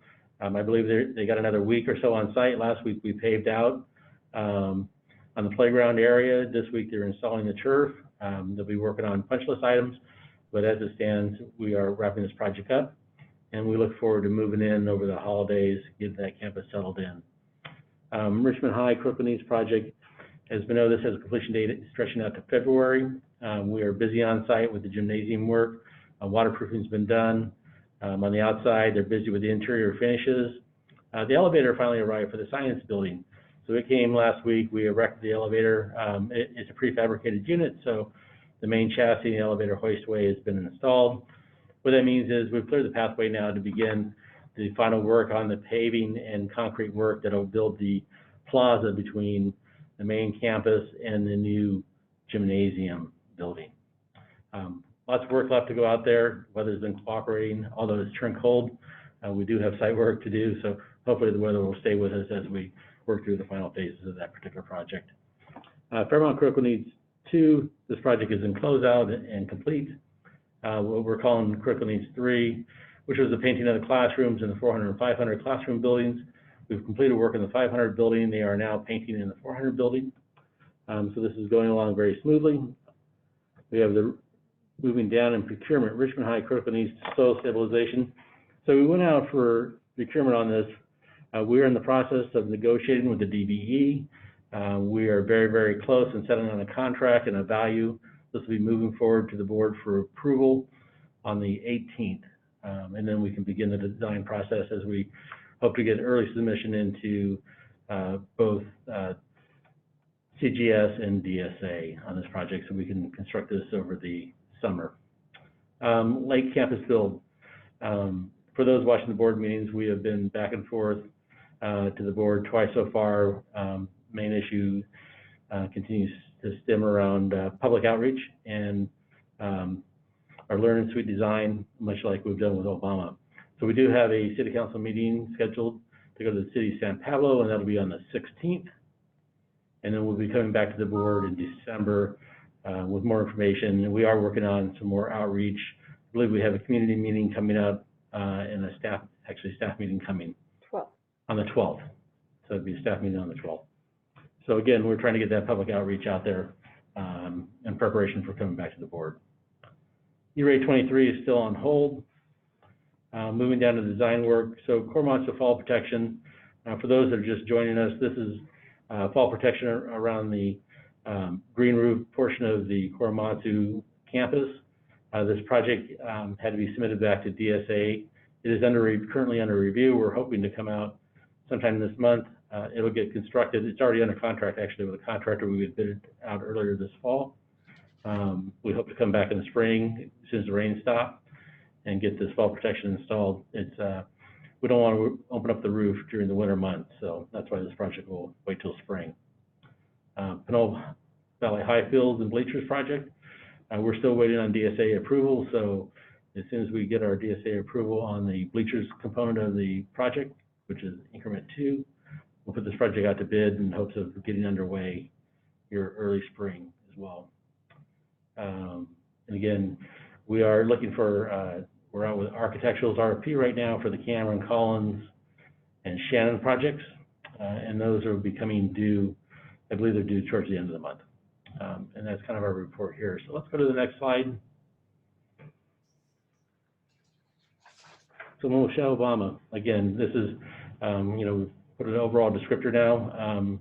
You can see the Michelle Obama grand opening ceremony. We've actually added the link to the Facebook, and there is another slide in here as well that Don so kindly added for this.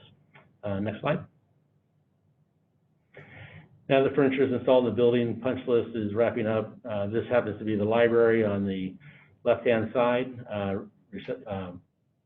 Counter where there's outlets plug in for your devices, connections for your computers. And then we have the classroom on the right-hand side. Actually, I'm sorry, this is the parent room, community room. We'll get it right. Ellen's kind of chuckling in the background at me. So kinder classroom, furniture's all in, bookshelves, cubbies. Next slide.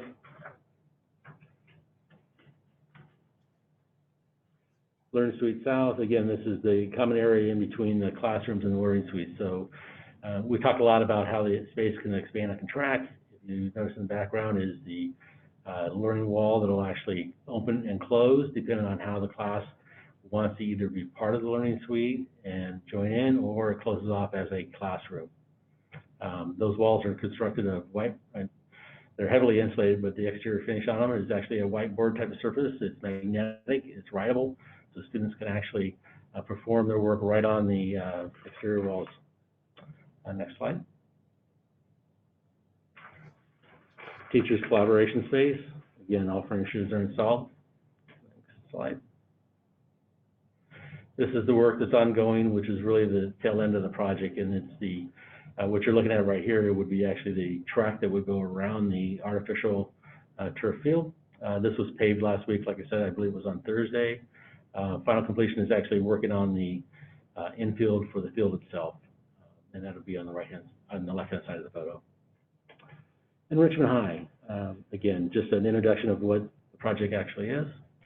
Reconstruction of a new gymnasium and seismic retrofit of the science building, as well as the addition of the new healthcare clinic. Next slide. And this is just the exterior of the gymnasium building as they're wrapping up with the waterproofing details. That long hose you see stretching up the roof is actually the hot tar machine pumping tar, hot asphalt to the roof as part of the roofing portion of this. Next slide. And here we go. Here's our modular elevator that has arrived on site, and the crane is actually raising the hoistway. Once that's in place, the local elevator company will come in. They'll finish up installing the actual cab that'll take you from the first floor to the second floor. We'll work on exterior finishes to stucco the building to match the science building as best we can. Put in the transition and wire it up, and we should have an operational elevator.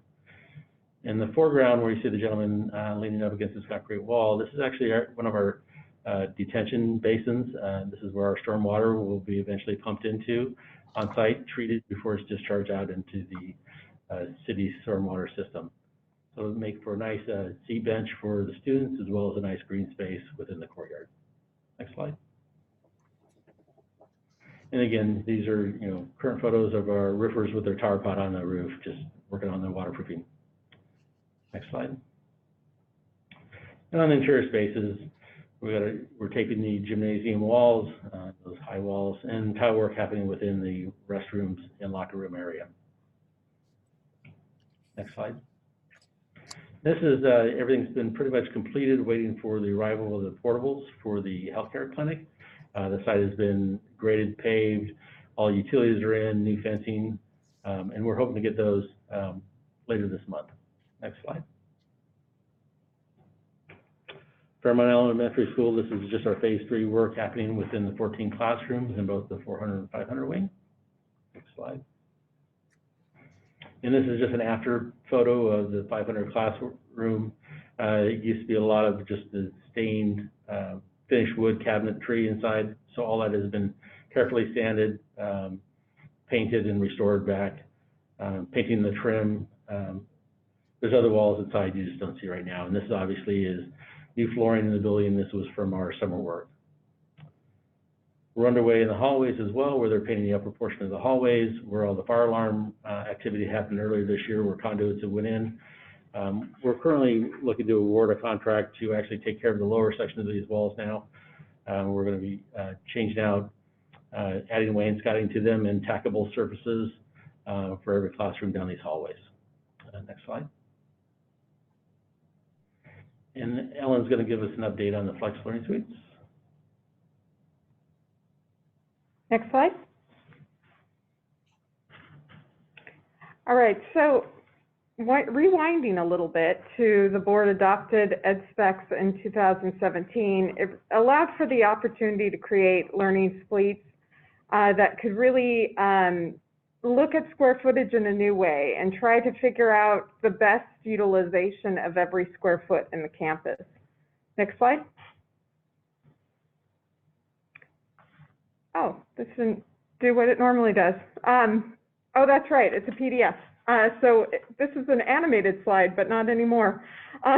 So in today's classroom, the classroom was originally designed as a place for student chairs seated in a row, and that was all that the original classroom was designed for. Then added to that, we added a teacher's desk, projection, carts and Elmos. We added the class library, small groups, technology centers, rug areas, science projects, building supplies, math manipulatives, and the students' backpacks. So all of these things started cramming into the space and making it really uninhabitable. Next slide. So, and then we just repeated that over and over and over again, right? One classroom, one size. It must fit everything and anything that those students need for the day, and it's the only option we have to address education. Next slide. So this is our one box, one teacher, one class model. Everything's got to fit in that one box, all uses. Next slide. So the question is there another way? And you look at these pictures, these have all been taken by myself around the nation. Many different school districts have addressed this question, right? What is the best way to move about and create classroom spaces? And really, does our traditional design support the whole child and professional learning communities? Does it allow for movement, authentic learning, such as project-based learning, student-centered learning, Common Core, and changes in the curriculum? Next slide. So this is where the flexible design suite came from. That question of how can we really address what's needed and really utilizing the space to its utmost, allowing things to be grouped together by function, really gave us options for how and where students can learn, especially to the students themselves, which allows for students to become more independent learners. Next slide.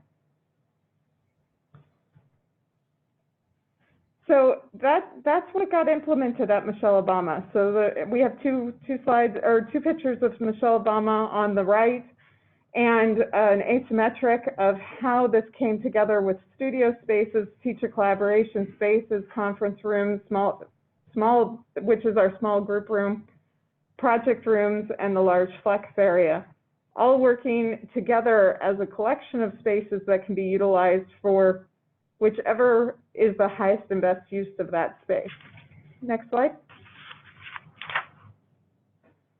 We also talked about how to use space in the community areas and what the library really wants to look like and how we can best utilize that library. And that picture that was earlier was the library table space that we were looking at, which is adjacent to the community room. So we have all of these pieces that come together to create our library that allow it to be used in 3 different ways. Next slide. So when we came to Lake, that question of what's really needed to Lake, you look at their mission statement and they talk about equitable learning as well as cognitive independence. And that's really talking about students trying to figure out the best way for them to learn. And they need to be able to do that individually. And so what that means is we have to offer the ability for them to have choices, to have movement, to have places to go. Next slide. And so we met with different staff and parents multiple times to talk about how that would work and which is the best configuration. The bridging architect brought forward different designs. Next slide. And that led us to the current learning suite, which includes studios, project rooms, flex areas, small group rooms, and classroom and suite libraries. Really providing this opportunity to have multiple types of spaces, multiple sizes of spaces, so that the learning can dictate, or that you can really have spaces that allow for different types of learning. Next slide. This is a concept design of how that would look overall in a 3-dimensional version.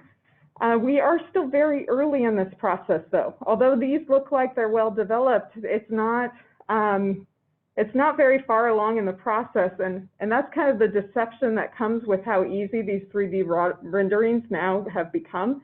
But these look really finalized, but we are still early. Next slide.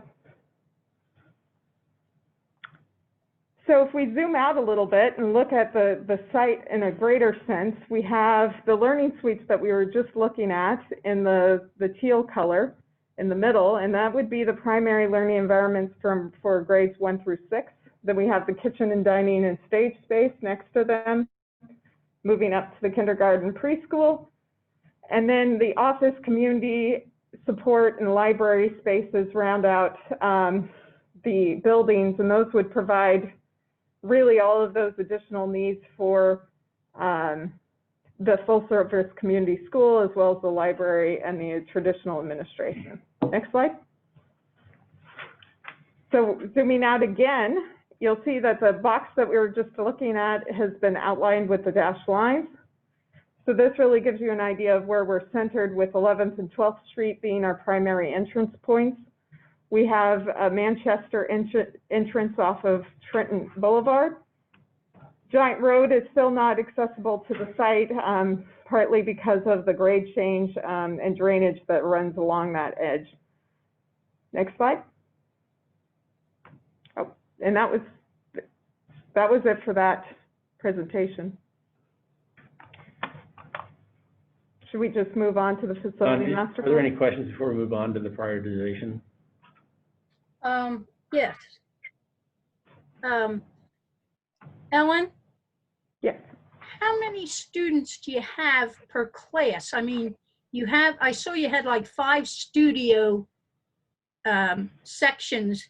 Is that for 5 different classes, and then they jointly use, you know, say a teacher would say, well, from 1 to 2, I'd like to use this space, and from 3 to 4, the other space. How do they work that?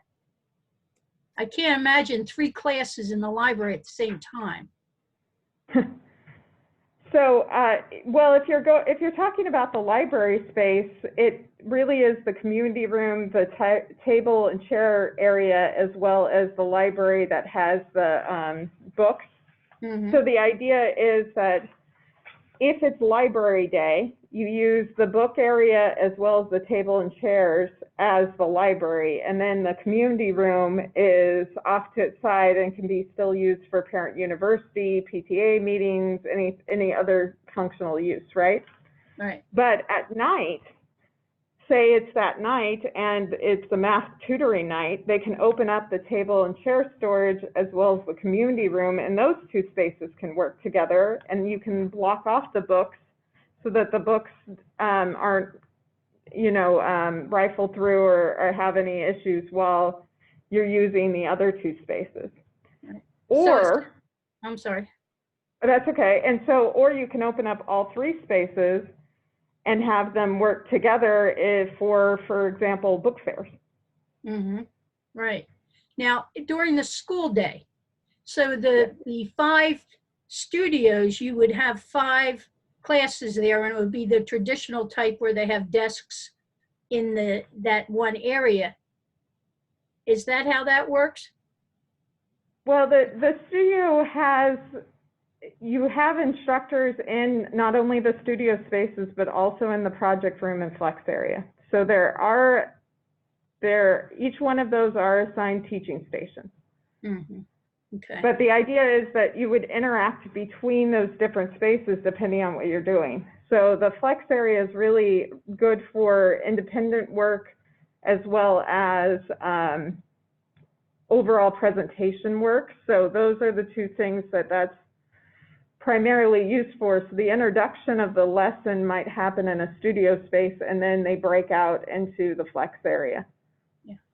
I saw the video of the opening for Michelle Obama, and I like the idea of the garage door openings, because you're right away outside. You know, I like that feature.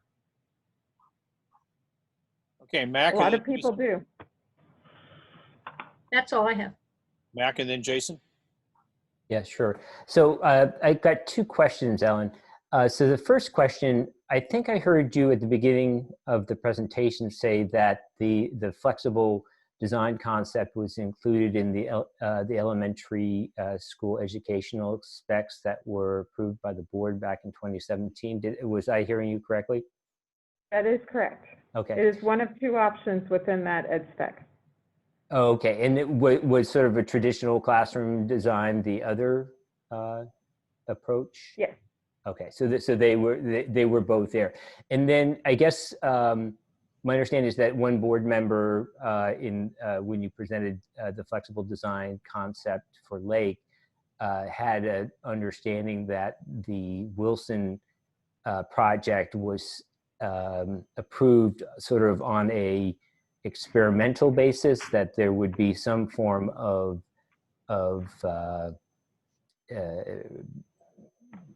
evaluation of that concept of the flexible spaces relative to traditional design.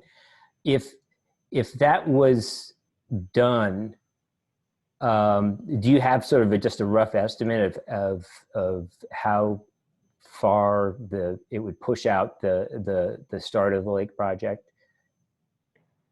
Well, I don't recall it being well, it was, an alternative design option for Michelle Obama to be allowed to pursue the Learning Suite, and the Learning Suite was one of two choices within the ed spec. I do not recall it being a quote unquote prototype. However, it was something being pursued. It is relatively new to the Bay Area, although it has been done around California and around the nation and around the world. So there are test cases out there if we wanted to look at different examples of the suite model.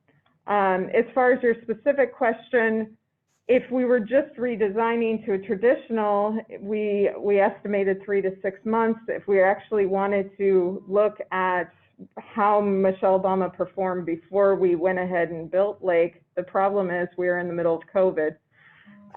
So it really would depend on when students could come back before we could test, quote unquote, test it and get data back and then continue with the Lake rebuild. So at this point, it would be unknown. Got it, but it is likely, would be at least at the very best, presuming that, we were back in classrooms. Well, who knows, but it's probably at least a year, if not more. And do you have in order to go through a redesign process, an estimate of what that would cost if that would be the decision the board made? We have not asked the architect for a proposal on that, so I do not have a copy. Got it. Okay, that's it. Thank you. Thank you, Jason.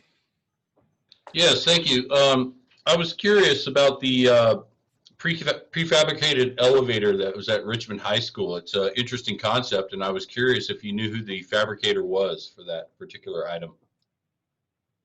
I don't. I certainly could look it up, but I believe they are from the South. But there's been lots of talk with a local firm that is actually doing the installation and the fitting up of the elevator itself. But there are several companies that do it. Thank you. Thank you very much. Next. Next slide, please. All right, so we're also doing the facility master plan update. We completed the community survey, and the results of that are posted on the webpage at that address. We also had the first prioritization committee on October 27th. We're looking forward to the next one tomorrow, and as promised, I will not talk nearly as much, like not even close to as much as I did the last one. But we had to make sure that everybody had the same background. And on the right side of your screen, you'll see how the different previous criteria were kind of ranked as far as least important to most important. This is part of the posting that was done on the website. And for the Michelle Obama grand opening, here's some photos that were taken out of the video. And for those of you that may have not seen the video clip, it's highly recommended you go back and view it. I think it's just very inspiring to see our young students speak about the school itself and the process, the ribbon cutting in Malaysia, her reflection on how the Michelle Obama name came about and what it means to her, the school community, and to the district. It was a great video clip, and I would recommend it to everybody. I'm going to weigh in on this one, Louis. If you haven't watched it, shame on you. You need to watch the video of this. It was a very well put together video. Watching these young Obama school students, I was impressed. I mean, I didn't see cue cards. I didn't see a teleprompter anywhere. And I didn't see any stumbling on the words like I do all the time. It was very, very impressive to see just how sharp these young kids were. The band played a song for us. And I really got a kick out of the synchronized ribbon cutting from all over the different parts of the school. And they put it all together. It was a well done video. It made me proud. But you owe it to yourself to look. It's on the district's website. It's on YouTube. It's easy to get to. And the link is in our presentation as well. It's on the Michelle Obama slide. Next slide. Lorraine, you had your hand up. Yeah, I just, could you go back a slide? I just wanted for the committee members, Maisha, who is on our committee, usually we don't see her picture or anything. She's the second one down on the left, and her daughter is in the center section, and she was, she gave a talk also at the thing. So meet Maisha. That's all. I'm sorry, and her daughter got to cut the ribbon, so she got her there twice in the pictures. Yeah. So in the essence of time, I would just say that the standard reports for each one of the projects are attached, as well as the communications to the public. Unless there's any questions, we'd move on to the financial reports.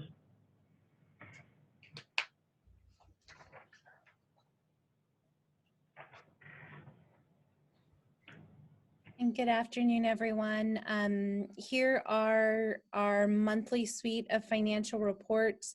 I'll go through them with a little bit of expediency, but please, if you have any questions, let me know. So starting on page 48, going through page 53, this is our entire Prop 39 bond program. Representation of the budgets, historical as well as current. As we jump ahead to page 54, in green is the similar information with some additional detail, and this is a carve out of the previous report, providing budget information for all of the 2016 facilities master plan projects and future. We're able to do this more enhanced reporting because these are at the time current and future projects versus some of our historical projects go all the way back to fiscal year 1. And so starting on page 56, we have our bond program spending to date by site. This is our 2-pager that summarizes the project status through the footnote, and then the historical budget as well as the monthly standing in terms of expenditures and remaining budget balance across all of our sites.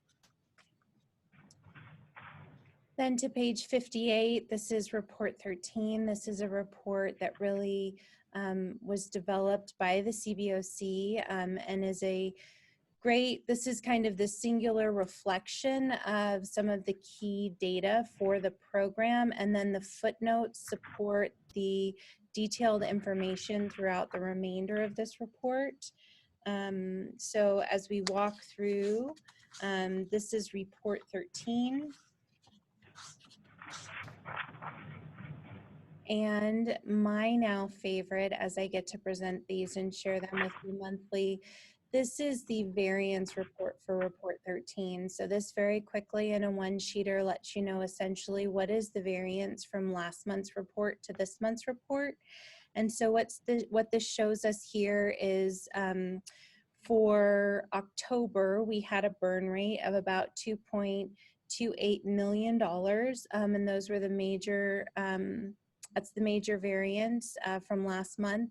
You may note, as Don pointed out when we were working on putting the materials together, that these reports are listed as preliminary, and that's because the first interim, the district-wide first interim report will go to the board, and it will be for financial data through March 31st. And so in order to produce these reports and have them available for this meeting, they were done in advance of the district's finalization of the interim report, and that's why they're listed as preliminary. Lorraine, you got your hand up. Did you have a question before she gets too far? Oh, yeah, just back on report 2, the second page on 57, I noticed that you have, and you've had this before, your first asterisk there says original budget provided is based on report 2 dated April 30th, 2018 and has not been reconciled. What does that mean? And are you planning on reconciling that? So one of the requests of the CBOC is that this original budget column remain on the report. And so this original budget column comes from the April 30th, 2018 report, but this is information that the date for that original budget for each one of these items may be different. And so that's not work that anyone on staff has done. This is information that we took at face value in asking that this column be represented here. We have gone through some of the historical reports that were provided to the board to try to pinpoint these original budgets and to try to identify when this was the original budget for the site. And in trying to do an initial reconciliation, we were not able to pinpoint it. So in respect of the request that this original budget column still be reflected here on this report, we just added that footnote to identify the source of this information. Okay, so that original budget isn't back to 2016, the FM, you know, at the time you had the FMP. So you're just saying this is the starting point that you're going from. Yes, so that is the source data. And one of the things we try to do on all of our reports is whatever we're reflecting here, we have the reconciliation and the backup to support. And so if we're keeping information that we can't reconcile independently, we're going to identify the source of that data so that it can always be tied back to the Okay, thank you. Sally? I'll just try to make this really quick question. And Melissa, you're absolutely free to tell me that we can talk offline about this. The supplemental funds used to fund certain projects at Michelle Obama and also Richmond High School. I understand that those expenditures are not reflected in these two reports, either the report 2 or the consolidated budget report. I just need to know confirmation on that.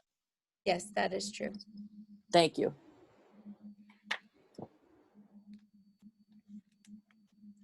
So the last report that we have is our AP checklist. And for those of you that are familiar with it, it's usually a 2-pager. And so what this identifies is all of the expenditures against the bond program for the month of October.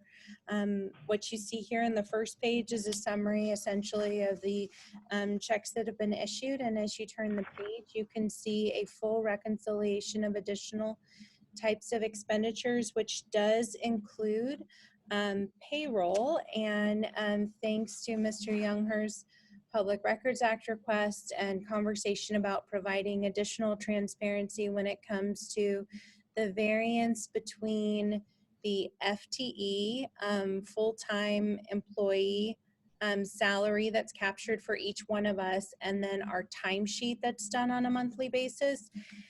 If you'll turn to page 67, you'll see this is the variance. And so this payroll is salary plus benefits. It identifies the position for you. The regular payroll, which as I had mentioned earlier, is based on the FTE allocation that goes to bond and then to other funding sources. The adjustment is based on the monthly timesheet that is completed by any staff charged to the bond program. And then it gives you the adjusted amount. And so this is the backup documentation that supports the information that you saw on page 66, and this is an enhancement to our monthly reporting being debuted for you here today. Right, And your hand is up again. with that, I complete my report of the financial data. I would just share, I think you guys know me by now, just kind of as a quick point of clarification. So these reports are prepared mostly by Ms. Cha. She's our fiscal coordinator. And so we all work for Lewis, Associate Superintendent of Operations on the ops side of the house, focusing on contracts, fiscal, and then Ellen for planning, construction, and design. And so just from much earlier in the meeting, I just kind of wanted to share that. I don't actually work for the fiscal team. So I just kind of wanted to pass that along just for clarity. Thank you. Brian, you had your hand up. Yes, I just wanted to mention for related to Sally's question, although Melissa doesn't have it in the extra funds in the report 2, you're starting to mention them now at the bottom of note 5. You'll see listings of these funds. If that's, is that an up-to-date, I see it was 9920 is the last one. Yes, Quickly. so if you can go to page 55, I think maybe that helps. I always like to have a visual to kind of match the audio for those that might not find it as quickly. Is this what you're referring to, Lorraine? Oh, page 62. The you have your note 5 for your report 13. Yeah, see down the bottom under the chart are listed all the extra funds that are not listed in report 2. You've got your from Fund 25 and from Fund MRAD, and I just wanted to put that down because I hadn't noticed that before. Yes, and they're also listed as footnotes on the consolidated budget reports that are towards the beginning of the fiscal section.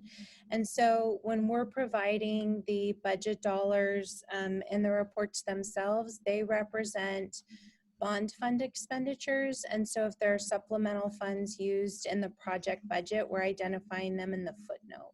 Great, thank you. Sally. Okay, well then I'll ask this other question. How do these supplemental funds get treated in the PMP? So it's a good question, and maybe kind of adding to the clarification about kind of like the teams that we're on and what we work on. So Lewis is the Associate Superintendent of Operations, and so a lot of us, we work on the bond program, Fund 21. We also work for the facilities department that oversees funds like Fund 25, Fund 40. And we also support essentially the financials and the procurement that support maintenance and operations. And the reason why we're organized this way is that work in all 3 of those departments are essentially public works.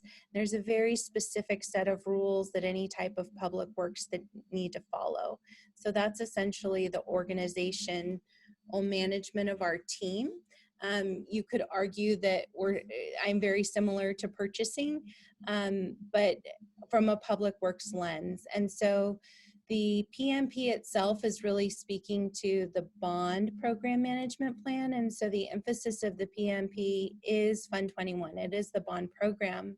I think one of the benefits of being able to work with so many departments is as we've implemented improvements in the bond program, those are used throughout all of our departments. So for example, our proposal approval cover sheet, which is really the summary that shows multiple approvals. It identifies that the budget's in place. It identifies that the approval was appropriate. It identifies the department's approval. We use that for all 3 departments. And so the short answer is yes, the PMP was written specifically for the bond program, The longer answer is most of the enhancements, improvements, and internal controls that you see that we do that maybe started with the bond program, we're essentially implementing throughout all of our different departments, because it's really just come to be the way that we do business and the way that we're able to demonstrate and document our approvals. And so the same types of forms are used, the same types of contracts are used, et cetera. And so when you look at a project like the Michelle Obama Campus Replacement Project, it does have different funding sources. It has the bond funding sources, and then it has supplemental non-bond funding sources.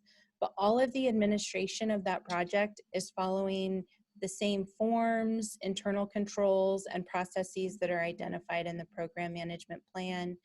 So I hope that's helpful. Okay, so I have one more question. It is helpful, Melissa. I'm understanding that this is an internal issue. And so now my question is, how are the supplemental funds and the expenditures treated in the facility master plan? So the 2016 facilities master plan, as approved by the board, looked at the remaining expenditures, bond expenditures, and it looked at it against really the needs across the priority schools. And part of what it identified and part of what we know is that we have so much more need than we have resource. And we knew at the time, so the implementation model that was approved by the board in 2016 was 181.8, and we had about $163 million left in the bond fund. And part of covering that gap came through returning budget to the fund balance, which is kind of one of the guiding principles of the facilities master plan, and the understanding that some projects may need more dollars, some projects may need less. And then also the state dollars that we've received over the last couple of years as reimbursement against bond funded projects. But the 2016 facilities master plan didn't look across all of the different funding sources. It was really focused on the bond fund. And so as we, and feel free to jump in if anybody wants to correct me, but as we're marching forward in updating the 2016 facilities master plan to incorporate Measure R and walking through kind of the beginning of that process with the prioritization committee, we are still looking at really just the bond dollars against the need of those priority schools, and then some of the additional needs as approved in that bond language. So the end result of that, as if I understand you correctly, please correct me if I'm wrong, is that if I were a parent at Michelle Obama, for example, there is no report that you're producing right now that shows me total budget at my school, or for that matter, total expenditures at my school, or tells me what the priority would be for all of the projects, including the ones that pertain to the supplemental funds. And please correct me if I'm wrong. That's what I'm understanding from what you're saying. From a parent's viewpoint. From a parent's viewpoint, yes, I would say that is true. Okay. Their only real option to try to piece that together would be these notes in, page 5 of 6 in report 13 to get the expenditures. But other than that, they don't have a total picture for their school. I would say that's true, because when I'm thinking about your question, I'm thinking about a parent that might be representing a site that isn't one of the priority schools. So for example, if you said there is a parent at a school that's looking at their site, what our report 2 is going to represent when it identifies their site is the expenditure of bond dollars. Right, I understand. Matching dollars against their site, but it's not representing the totality of other facility funds, or for that matter, through the LCAP, sometimes sites elect to use site funds for facilities, and that's an option too. So it will not identify that. It's really identifying Fund 21 and Fund 35, the pass-through for state dollars. Oh, okay. And I just want to make a quick statement here that I just think that your PMP and your facility master plan is extremely good. I'm very excited about it. And unfortunately, I'm extremely disappointed that it's not capturing all 100% of facilities, expenditures, and budgets. I think that's a big miss to tie it to a limited reporting requirement, which is the bond fund. I don't understand why that's done. I do kind of understand it, that it's sort of the way things evolved, but you're just so close to making it a real model for the whole state. You know, you've got this beautiful facility master plan and a beautiful PMP. It's great, but you need to capture 100% of your facilities projects and their expenditures. That's my statement, and I'll leave it at that. Thank you. Hey, Jason and then Lorraine. Thank you. I have probably an easy question, and please forgive my ignorance, but under Crespi Middle School there, you have the FMP 2016 of $3,100,000, and the current budget is $5,300,000. What's the difference? Is that inflation? So when the board approved the 2016 facilities master plan, there was essentially a rough order of magnitude budget that was assigned to each one of the projects. The implementation plan had three things. It identified the site, site clearly, but for each site, it identified the scope of work, the intent of the master plan, it identified an ROM budget, and it identified a schedule, because part of what it knew was all of the bond dollars aren't available at the same time. So you have to align the scope with an appropriate sequence. And so Crespi Middle School is an example of a project that involved the seismic retrofit of the gymnasium. And so as we looked at moving that scope of work forward and went through the procurement of the architect and started to work with DSA on accomplishing the intent of the project, we put it out to bid. This project, we were not going to be able to achieve the intent of the scope of work for the 3.1 million. And so the budget was increased to 5.6 in order to achieve the scope of the project. And so that was a budget increase. And then there are a series of internal controls and protocols related to, as we're working on a project, if we believe that the project cannot be completed or achieved with the budget available, we bring that information forward to committee and then to the board seeking the approval of the increased budget before we can award the contract to move forward that scope. And so in Crespi's example, we asked the board to increase the budget to cover the construction contract, as well as the soft costs associated with the DSA inspector, special testing and inspection, etc. And now we're in a place, for example, with Crespi, whereas we're doing the financial closeout and reconciliation of the project, any remaining dollars associated with that project that are not expended pursuant to that project, we would then prepare an item to come forward to the board, and we would make a recommendation to the board that those remaining budget dollars would be returned to the fund balance and then could be used against another project in the future. Thank you. Lorraine. Yes, on page 61, if you go back to that, and this is report 13, this is note 4. I noticed in the first column, they talk about academies. My first question is, what are academies? Second question, what does CTE stand for? And third question, SAB funded. So the amount on the right has been approved by SAB, but they haven't given you a date when you'll get it. Is that interpretation correct? Yes. That's a lot of so- questions, Lorraine. Yeah, well, what is CTE? So, So couple of- career technical education. So CTE's Career Technical Education exists at academies. They are in our secondary schools, so they're at our high schools.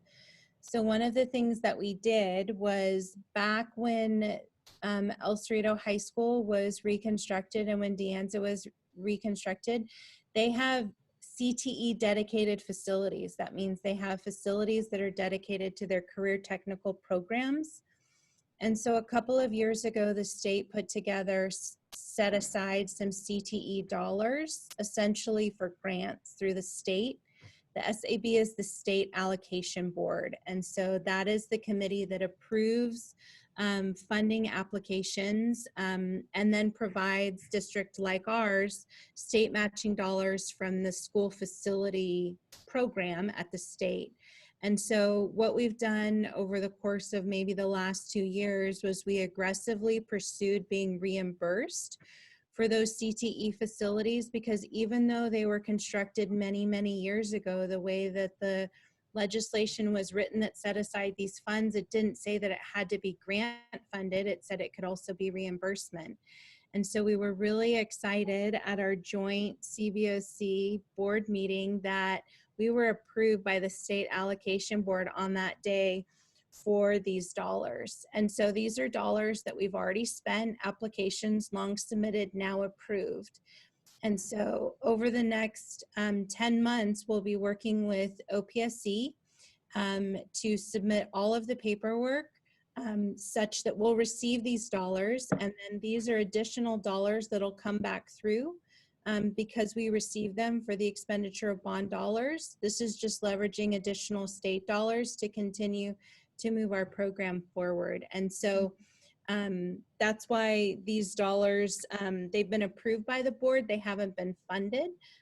So we had also submitted new construction and modernization grants for these. And so we'll be filling out paperwork to show here are the state dollars we received under the modernization new construction program, and here are the dollars that we'll be receiving through their career technical education state dollar funds. And this is just part of our commitment to very aggressively apply for every reimbursement or grant opportunity that the state building program offers, so that we can continue to bring dollars back to our local community from the state that are matched by the local dollars from the bond program. Good. So the money that you will be getting has already been spent, but it's reimbursable to the bond program. Yes, Good. That's correct. And the academies back home. Yeah, and the academies, it's like you have De Anza High School and kids want to go in to be a lawyer. So they would have accelerated classes and that would be taken under the law academy. Is Yes, that, they have a courtroom. oh yeah. So yes, absolutely. And this district has an incredible CTE program, lots of different academies at all of our different high schools that support a number of different areas. So yes, absolutely. Those are our academies, our specialized academies. Great, thank you. Jason. Yes. Does the bond have any funding for, or is there grants being written through the bond for construction academies anywhere in the district? So not necessarily grants at this time. The applications that we've submitted were all for reimbursement of facilities already built. So for example, there are some applications that aren't listed here because we submitted them to the California Department of Education. We received the qualifying score and we're sitting in line. So if any dollars are returned to the fund, we could potentially receive additional dollars. So we are always looking for new opportunities, and we have some applications that are on the books, but we don't have any new applications that we're writing at this time.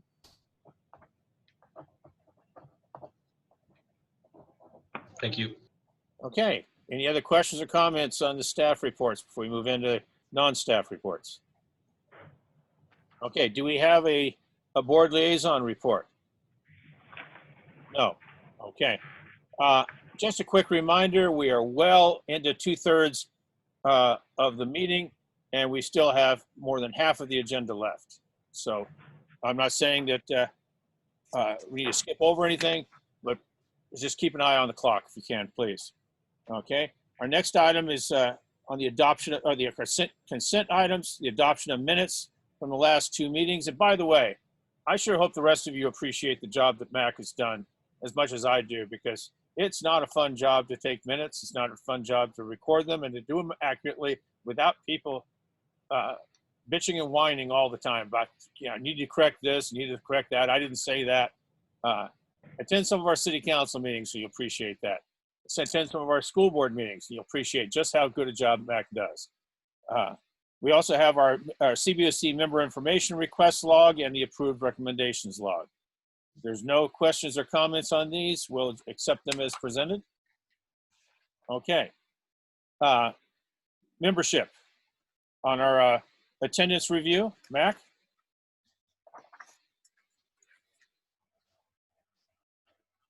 So I guess the you noted that we had a resignation, and we're back down to 8 members, I guess. And I'll touch more on that on the membership roster in just a second. Got it. Yeah. Okay. All right. As far as I said, we'll segue into the roster itself. You know, the vacancy in the seat assigned to the Building Trades Council has weighed on our collective minds for nearly 2 years since Dennis Hicks left us. I've made multiple efforts with the trades to send us an applicant to serve on the CBOC. Earlier this year, we had a volunteer, Ken Burns, but Ken soon realized that with the limited hours in the day, he was unable to commit the necessary time to the CBOC. Last Tuesday night, I spoke with Ken about this, and he resigned his seat. I immediately notified that of the building trades, and at their next meeting, they had another volunteer, Jason Lindsay, okay, asking to serve. I spoke to Jason a few days ago, sent him the packet and an application, and invited him to join us today. You can see him, his smiling face with the big IW. When he saw that crane with the chokers on that elevator panel, I'm sure he beamed a little bit, because you know who rigged that up. But I want to just, I'm assuming that after today, you're going to go ahead and follow through with your application. But if you want to, why don't you just take just 1 minute or so and just tell us a quick little bio about you and why you want to serve. All right, I wasn't really prepared to do that, but I guess I can wing it here a little bit. So as I said earlier, I'm a business agent for Ironworkers Local 378, and I've been in this seat for about 2.5 years now. And we serve approximately 400 members live in West County. And let's see, I've been an ironworker for 27 years. I've spent 6 years teaching at the apprenticeship, and as I said, 2.5 years in this seat here, 18 years working in the field. I guess the reason why I want to serve is that I'm always looking for ways to learn different aspects of this industry, all sides. I have a general interest in making sure that that public monies are spent where they should be spent, and I understand there is a project labor agreement and has been for years. West County Unified, greatly appreciated, by the way, and would like to see more projects. I realize there's a great need for improvements and reconstruction on many schools around up and down the state, but I am particularly happy that this has been addressed over recent years, and work is continuing and has progressed in West County is greatly needed. So I'm happy to serve in any position that I can, if need be, and I guess that's enough out of me. Thank you, Jason. I'm assuming you're going to send in the application. It'll be processed according to the plan, but we're yes, I just got it this afternoon. I looked it over a little bit, and I will have it in the next day or two to you. That sounds great. Thank you very much. Sure. Okay, let's go ahead and move on over to the chair reports. I've included copies of 2 reports presented to the board at recent meetings. I've sent them out to the CBOC members as they were given, so unless there are comments or questions about these, I'll not spend time going over them. One area I would like to touch on are the many comments I get on the agendas I put together. I've emailed the CBOC members multiple times explaining about how difficult it is to fit everything that people want to talk about into the limited amount of time we've allotted for our meetings. In theory, our meetings should last about 2 hours. Well, that shot to hell about 20 minutes ago. But this year, they've been right at 3 hours every month. When some of you have complained about this, I've listened and tried my best to keep the agenda down to what I believe we can cover in 3 hours. But this hasn't been good enough for some of you who want their items pushed ahead of other items. This requires me, as a CBOC chair, to do a balancing act where I try to fit in the many items you all want. While these items may be of great importance to some of you, in the grand scheme of things, they may not be as important to the rest of the CBOC, to staff, and to the public. So who do I please and who do I anger? It seems that I'm angering more than I'm pleasing right now. I can continue to apologize for this, but there has to be an understanding amongst the group that there's only so much that we can accomplish in the limited amount of time that we have each meeting. This is the same with the outside work we do. There are only 8 of us, and we need a lot more to get our work done. Each of us has specific skills, so it's not as if we're interchangeable, where we're all capable of doing everything. It's just not realistic. I also want to remind everyone that when the agenda packet is sent out, I'm responsible for everything included in it.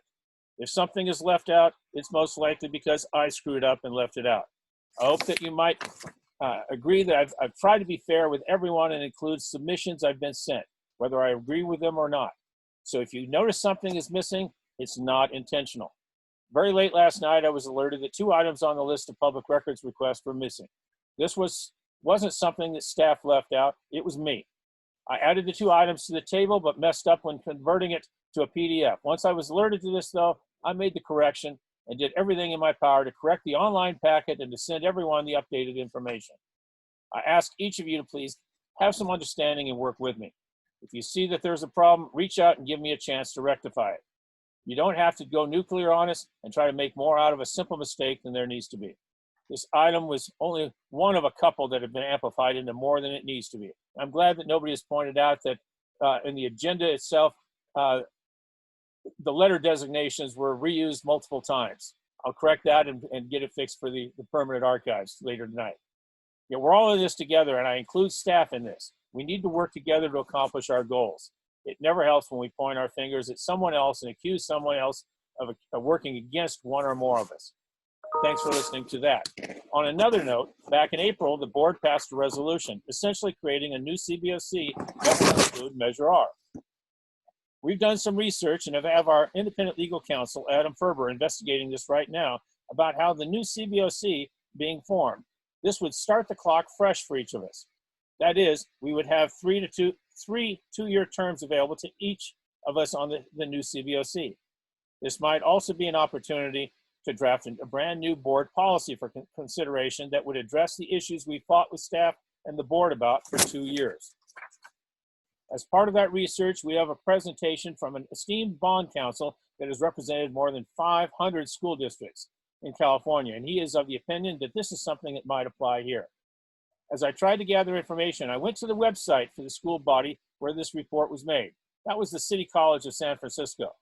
And here's some things that might be of interest to you. It was nearly impossible for me to find on their website a link for anything having to do with their CBOC newer than 2017. They have no minutes. They have no agendas. Nothing in the past 3 years, and barely anything even then. When I look at their agenda for this meeting back on May 20th, their agenda packet was only about 1/3 of a page in length. Furthermore, they do not allow public comment on the items they discuss. At the end of the meeting, they allow 10 minutes total for public comments, with no comment allowed longer than 3 minutes. Back in June, I tried emailing and calling their facilities office and could never get a hold of anyone, and no replies to email and voicemails. I tried again recently with the same results. I'm sure that we might find somebody here that will tell us we should feel grateful for the latitude we've been afforded, but I have to wonder how everyone across the Bay has stayed out of Brown Act prison. And in this presentation, the bond counsel must have stated at least 6 times a reminder that he worked for the district and not the CBOC. This reinforces the need for an independent legal counsel that works for the CBOC. we're one of the very few that has our own independent legal counsel, and it's paid off dividends for us in the past. Any questions or comments on the chair report? Okay. I want to get on, just give a quick report on the Facilities Master Plan Prioritization Committee. You were all sent a copy of the presentation that we had when we had that meeting a couple of weeks ago. But let's say a couple of weeks back, where there was the first meeting of the present Prioritization Committee. The goal of the committee is supposed to provide a set of recommendations to the board for how they might prioritize the updated facilities master list. This is critical since, due to the district being forced to elect board members by districts, we've seen multiple instances of board members or candidates who campaigned on the idea that they would ensure that the schools in their districts were moved to the top of the list. I even had one candidate before Measure R was passed. He told me that he would not support Measure R unless Kennedy and Richmond were moved ahead of all schools on the list for complete replacement. I think Richmond at the time was number 7 and Kennedy was like number 13. That's when I reminded him that after Obama and Lake, Stige was next on the list. His reply was, they can't vote for me. I've had numerous people in the community that have expressed their concerns to me that this process is really just subterfuge and it's an effort for staff to direct the recommendations. Being the naysayer that I am, I worry about things like that too. These worries were borne out a couple of weeks ago when I complained that the general community has not been brought into the planning and decision-making process with our new schools. And one board member went on record saying, in effect, that she didn't care about the rest of the community. Only the people working at Lake or who had kids attending Lake right now should have a say in the future of that school. At our first meeting, the Prioritization Committee, there was a staff presentation for more than 25 minutes. When that presenter took a breath and commented that it didn't look like there were any questions or comments from the committee or the public, my hand shot up. I thought that I should hold off until the presentation was completed, but realized at that point that the meeting might be completed before I had the opportunity to speak. I already had more than a half page of questions and comments at the ready. We're halfway through. After the meeting was concluded, I sent an email to staff with some issues of concern. I asked, many of us would like to have a copy of the presentation. Okay, that was promptly sent to us. I included that in the minutes here today. I sent it all to you before. Okay, another question. The names of the people serving on this committee have not been made public, nor has their affiliation with any of the groups they're representing. It's asked, can you share this information? Okay, you reported yesterday that this list is on the website. When I look at the page for the prioritization committee, I'm not finding it. I was sent the copy of that web page, and she says, the list of which groups are represented in the committee is listed in the introduction slide in the presentation. The names will be included in the meeting minutes when they are posted. We're meeting in about 24 hours and we haven't received the minutes. We haven't received the list yet. It's kind of hard to work as a group when you have no idea who the group actually is. The last question I asked them is, it the district's plan to make the video links available to the public? Response, we are working on getting a dedicated page to the prioritization committee set up on the district website. Once that is in place, the video presentation and survey results will be posted. Still can't find that page. And our next meeting is scheduled for tomorrow night, and we've yet to receive anything to prepare with. Still no names, no contact information, no affiliation, no minutes, no proposed agenda. We're only scheduled to have a handful of meetings, so I have to wonder at which point will the committee members be brought into the fold to be a part of the process? I have, however, received 5 invitations to join tomorrow night's meeting. I know that there's no effort to keep us out of the loop, but there doesn't seem to be as much interest as I would like to keep us in the loop. As I learn more, I'll share that with you because I'm representing the CBOC on that. Questions or comments on this? Nothing? See, we've lost most of our participants. We're down to only 10. Okay. Next item, Facilities Master Plan Prioritization Committee. Oops, that's one. I just did that. Sorry.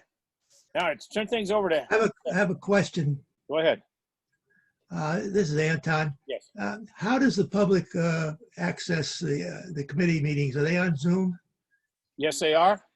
But how does one get the website? Well, I mean, I could forward to the CBOC. Well, I mean, as a matter of the public, do they have a subscription list? Can one get on the subscription list? I am not seeing it. Like I said, they were supposed to set up a dedicated page on the website for these. If they've got one, I sure can't find it. Well, if you could tell the CBOC the website and the Zoom site and the password, that would be helpful. I will do that. I'll forward that email when we get through this meeting. Okay, anything else? Yeah, good question, good points. All right, turn things over to Sally DeWitt and Lorraine Humes on the annual report update. I want to make a very clear point.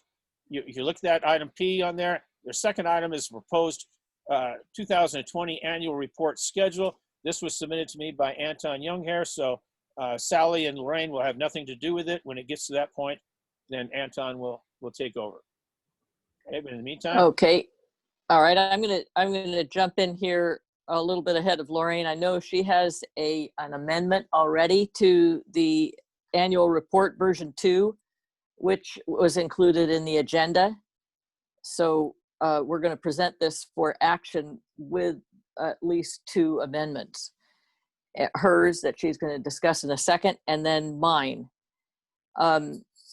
Mine has to do with the page 4 on the executive summary. It was just a miss on my part. I plead guilty to this. Matt was very. Sally, could you please use the page numbers on the agenda packet? Okay.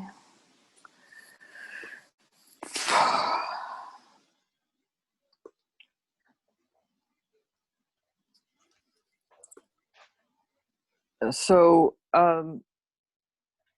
let's see here. Nope, that did not do it. Oh Lordy. Well, I guess it would be page.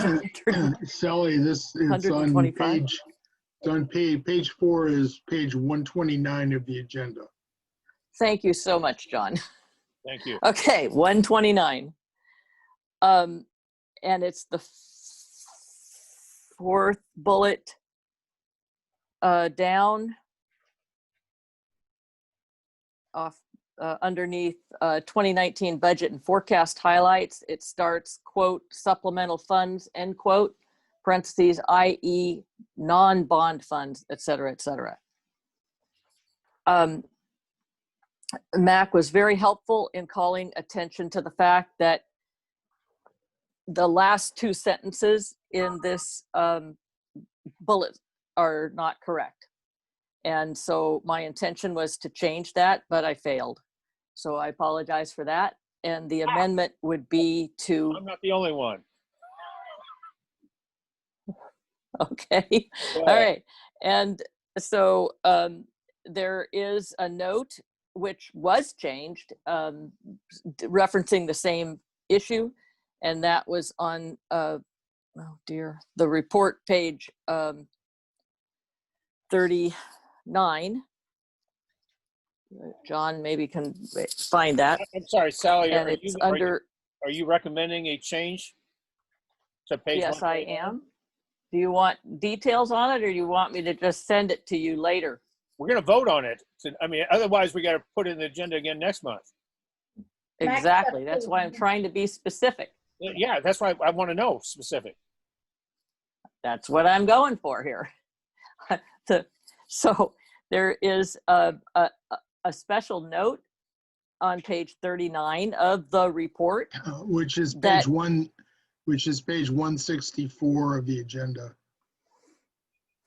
So what I want to do is change that bullet item in the executive summary to read exactly what that special note says on page 39. That's specific. And if you want me to read it, I'll be happy to read it. Yes, I do, please. We're being recorded and going back and forth. Okay. Okay. So I'll read, and in point of fact, it's merely deleting, I'll be specific, but in that 4th bullet, deleting the last 2 sentences that starts, the district commented on these increases in one of the 2 public reports, ... to the end of that paragraph. Okay, you're saying. And replacing that with school site budget increases related to supplemental funds, quote unquote, are not included in site totals on report 2, parentheses, appendix H1, end paren, nor are they included as a funding source on the first page of report 13, appendix I. They are shown in report 13 in note 2, comma, comments A and B, comma, at the end of 2019, period. That statement. And I meant to make that the statement in that 4th bullet. Okay. And we would we would remove the footnote that is associated with that 4th bullet. Just remove the footnote. No need to put the footnote in there. Okay. Did you say you had a second one? Lorraine has a second amendment. I'll let her speak to that. Okay. My amendment deals with the title page. It's page 1 in our report, page 126 in the agenda. And it concerns the contacting information for the CBOC. We mistakenly put the old email address there. And I would like to take that out and put in www.Contra Costa CBOC, West Contra Costa CBOC at gmail.com. It's the email address that's at the bottom of our website. So I'd just like to add that amendment.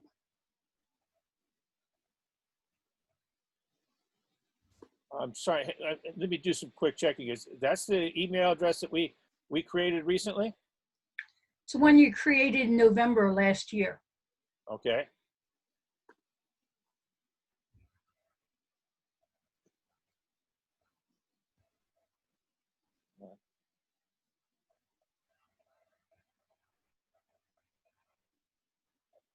I do want to say in the report, in the agenda on page 247, there are photographs of Pinole Valley School construction from 2018. It's not part of the report, so when we vote, we're not putting that in. They're very nice pictures.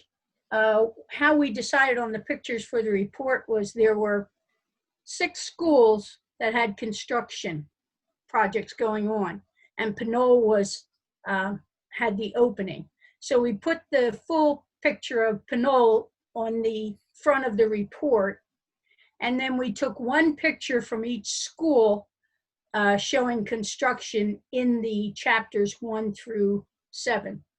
We put, not one in each chapter, but we have pictures from those 6 schools in the report.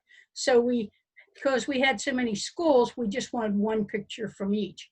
Except for Wilson, I wanted to tell the story of construction of a school in the middle of a community. So we have 4 pictures on that page. So that's how we decided what to put in. So you're saying you want to amend to remove page 247? That we never put that in. Who did? I don't know. This was pulled directly off of the web link that I was sent. We'll have to look because they're not the pictures we picked for it. So again, I'm asking the question. You're saying you want to remove page 247? Correct. Yeah, because that's Pinole, most of construction Pinole took place in 2018, and that was in that report. Okay. Do we have anything else on your presentation? No, not for the annual report, no. Oh, we'd like to move that this be approved. Second. Hang on, please.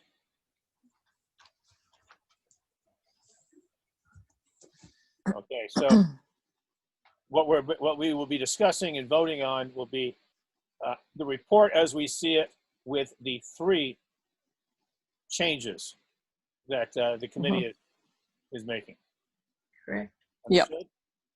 Okay. Is there any, we have a motion and a second. Is there a discussion on this at all? Nothing? Okay, Mr. Moore, why don't you have a vote? Yeah, so there's a few technical corrections, I would say, and then a couple items that I mentioned last meeting that I felt were important to do. So in respect to some of the technical corrections, I'm just going from my notes, and I'm not sure I can toggle back and forth between the report, but I believe that in the executive summary, there is the current budget for the Richmond High School project is incorrectly listed at 42.6 million. And I think that the correct amount, I'm fairly positive the correct amount is 22 million. So that's probably something that we need to correct.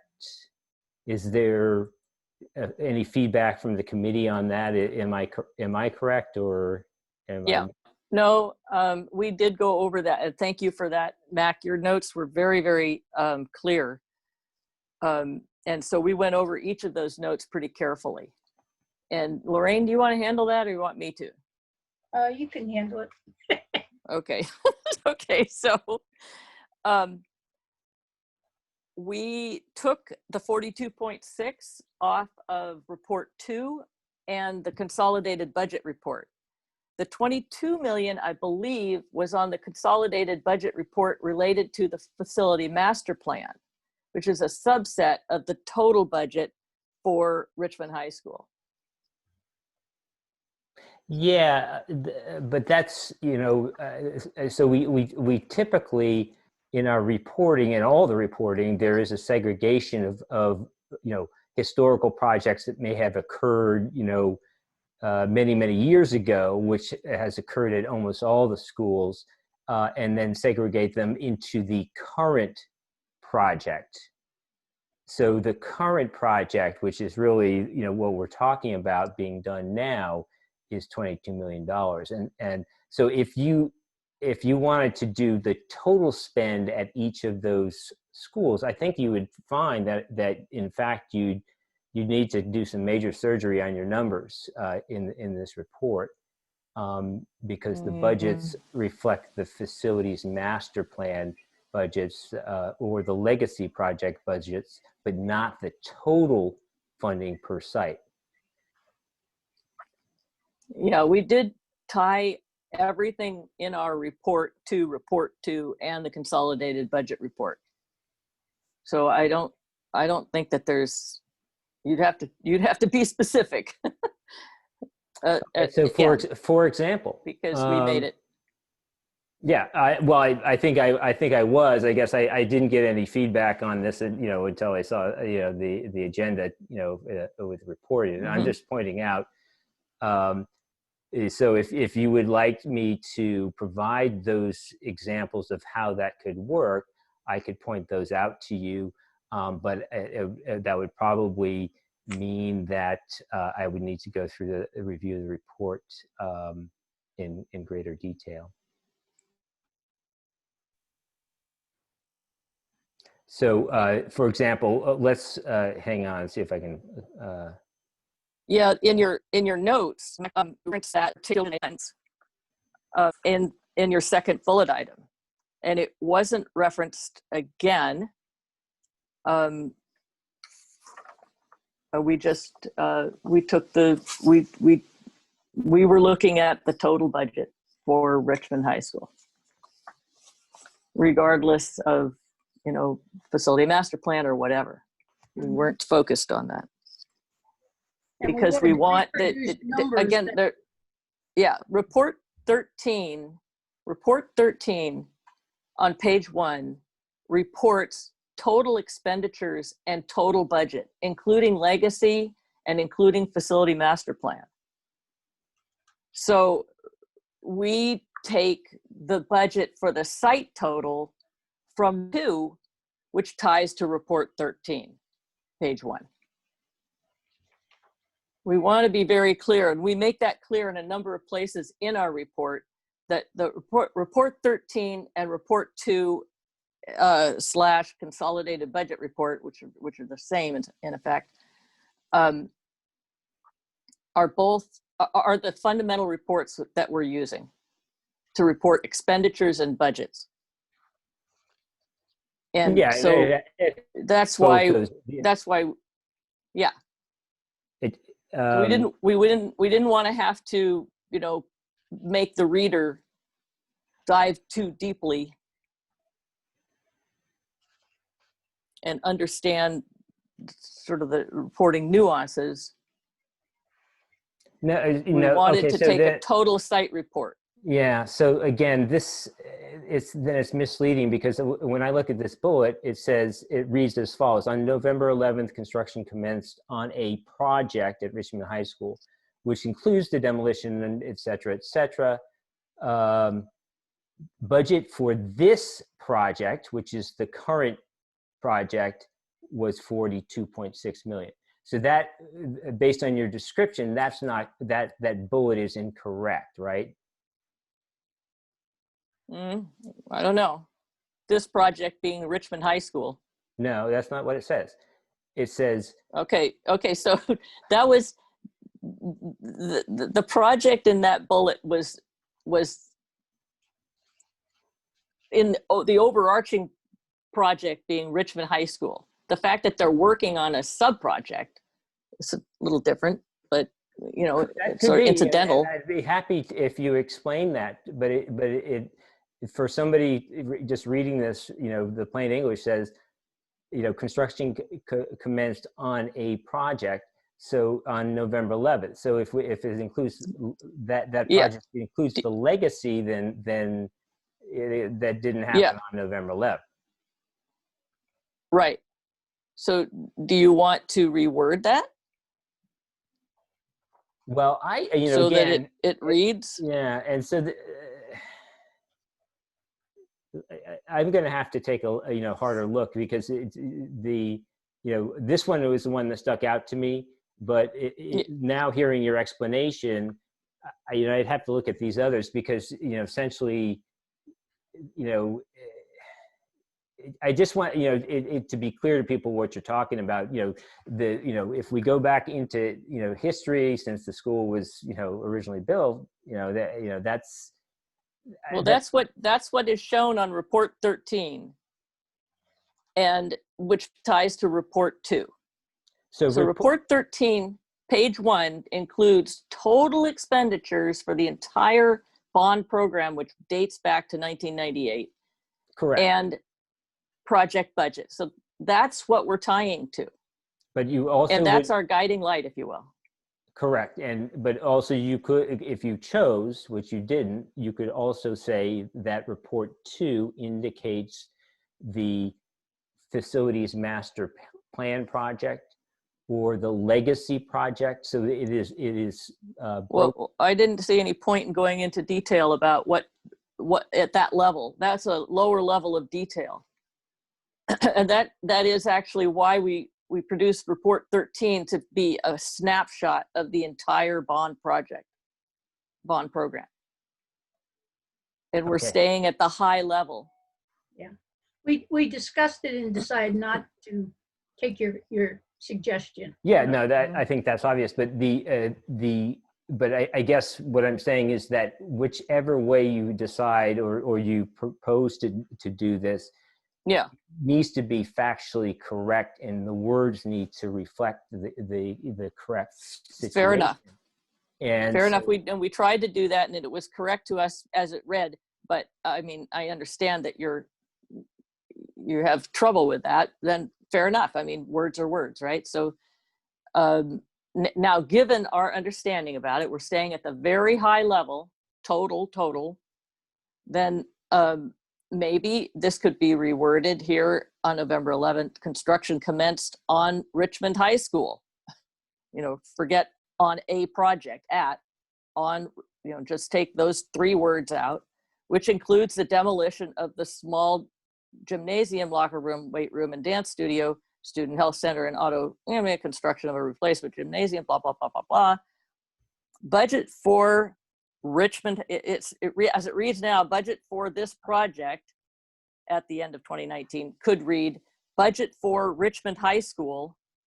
So replace this project with Richmond High School was $42.6 million.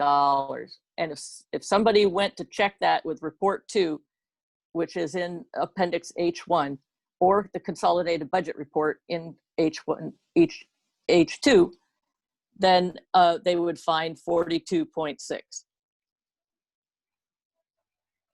And we'd sort of like to amend it tonight rather than take another month. Exactly. So would you be satisfied with adding the specific project name? Richmond High School Gymnasium Replacement Project?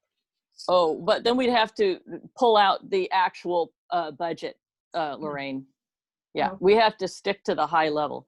I have to replace the battery. My iPad is running out. I might disappear here, so I'm going to go get my charger. I'll be right back. Okay. I can still hear you, so carry on, but okay. I have to get my charger. Where do we stand with this, Mac? Well, I tell you, it's hard for me to do this on the fly, to be honest, and I'm not sure that. And I've got I got a number of others. You know, I would feel more. You know, I always feel more comfortable seeing, you know, something, you know, the final, and if that means that we have to defer this for another month, you know, that may be my recommendation. But I guess the next item that I wanted to talk a little bit about was the this item that we had talked about, Lorraine, or exchanged emails in respect to Nystrom Elementary, and so I appreciate the changes that you've made, but I think it's not exactly correct in terms of the way that you have phrased it. And then the other thing that was, I think, probably a little jarring to me and maybe some others is we kind of refer to Nystrom as a project that was, you know, a construction project in 2019, and for a project that was completed in 2016. That's sort of like what was going on, and perhaps what I think what your intent was to say that it wasn't.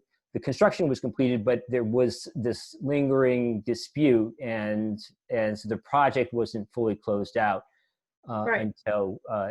But I think that maybe using a different wording of the, rather than calling it a construction project, because there wasn't really any construction going on.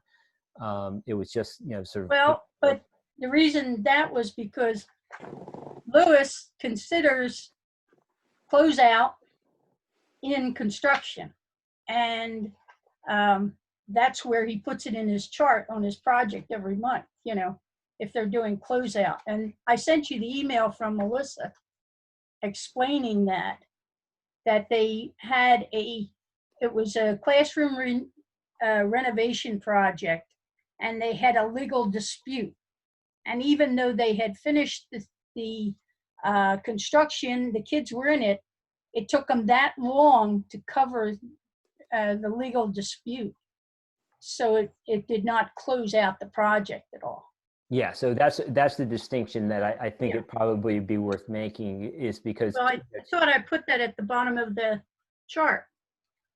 Yeah, I'm sorry, you know, this is a private conversation. We have no idea what page you're talking about, what the issues were, what was in that email. Okay, yeah, and Don, it's just that it's difficult to do this, obviously, in the context, but I've just found the page. So it's page 159 in our agenda packet that we're talking about. Okay.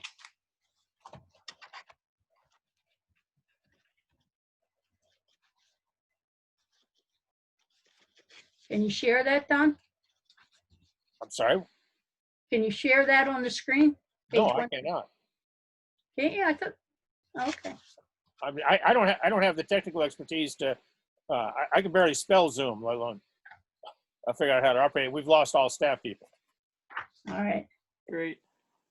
I have a chart that I put that, you saw the footnote in that chart, right? Yeah, so I see the footnote, and that's the other comment that I wanted to make. So, but you know, so I guess when we say construction projects during 2019, and we have Nystrom, I think people, you know, that's just going to be for people is going to say, huh, you know, construction, you know. So I think that's the distinction I would hope to make in that paragraph. And then in the footnote, you have that in respect to the litigation. So it's not exactly correct. So what happened was there was this litigation, there was a settlement, the district paid the contractor an amount of money that was you know, the associated with the settlement, but the contractor did not repay money to the district. So there was a payment to the contractor, but in respect to the overall budget of the project, including the settlement, it was below budget, and therefore there was a refund of allocated project budget back to the general fund, and that's what Melissa meant in her email. So this is not exactly right. I have to find that chart. Well, how many other things do you have, Matt? Let me check. Because we might have to delay it. I'm recommending that right now because I've got, 4 or 5 items right now. We're supposed to be voting on something that we've had a chance to look at and see. And it's very difficult on a 120 some odd page report to keep going from page to page and wordsmithing things. Well, probably because we especially don't on have any Zoom meeting. staff here, we can't show it on the screen. Okay, let me just add that we had 3 versions and intentions at the beginning to discuss 2 versions. So this is the second version. We eliminated version 3 in hopes that we could get this approved with, you know, minor modifications. But it's possible that you're going to need 3 versions to get it to this point. Yeah. So to get it to approval point. Well, I have 2 other what I would consider substantive. Those were sort of factual corrections, and then I think we get into slightly different area that may require some discussion. So, but those were raised at the last meeting. So, number 1, this issue of referring to Michelle Obama School as Wilson Elementary, because we have historical reports in this annual report that refer to Wilson. And as I mentioned before, I think very strongly that this is something that, you know, the community chose to look forward and choose the name Michelle Obama and put the Woodrow Wilson name in the history, if you will, so I think that Woodrow Wilson should be in the footnotes and not Michelle Obama. I feel pretty strongly about that, and so that's something that, you know, sort of is a deal breaker for me in terms of you know, voting for the annual report. And then I guess the final point is in respect to our accountability item statement. You know, I had recommended that we, for accountability item A, that we currently state that the district is not in compliance, and that I think that's not consistent within the words of the description of that opinion, and that we should change the opinion to cannot be determined. So those are my items. Well, those last 2 items that you mentioned, The committee did discuss and we decided not to do that. So if that's going to be the game changer for you, I think you just have to vote against it, against the report. Because with Obama, Michelle Obama, she will be the highlight of the 2020, AR 2020. The name was not changed until February of 2020. None of the financial reports in 2019 mention Michelle Obama. In the report, we did mention that the name was changed. Also, back in the so that we didn't think that we had to do more than that, and I personally still don't think we should do more than that. Next year, we'll put a Michelle Obama on the cover, the picture on the cover. But I think what you're doing now is because you're all happy about this Michelle Obama and you're all into it, you're getting ahead of yourself, or you're getting ahead of this report. Yeah. But that was my reasoning, and the others agreed with that. Mm-hmm. So it mainly was. So somehow the Woodrow Wilson becomes, in a report that is being issued, almost a full year after the name change, that Woodrow Wilson is more important than Michelle Obama. No, the fact that it ties to the financial reports. It's listed in the financial reports as Wilson. We didn't want that to be confusing. Well, there's another point here too. This report is up until December 31st, 2019. The Obama name didn't exist at that time. The Obama change was made in February of this year. So this is in my view, this is a 2019 report. It should reflect the financials and everything else up till 2019, the end of 2019. I mean, honestly, that's not factual in terms of what went on before. And I agree. Next year, as Lorraine said, the school had been completed and the name is officially changed this year. Okay. So it's after 5 o'clock right now.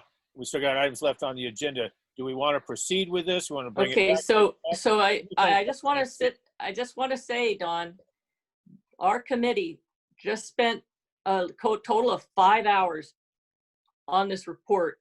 Let's see, this is Monday. So last week we spent 5 hours. Last week.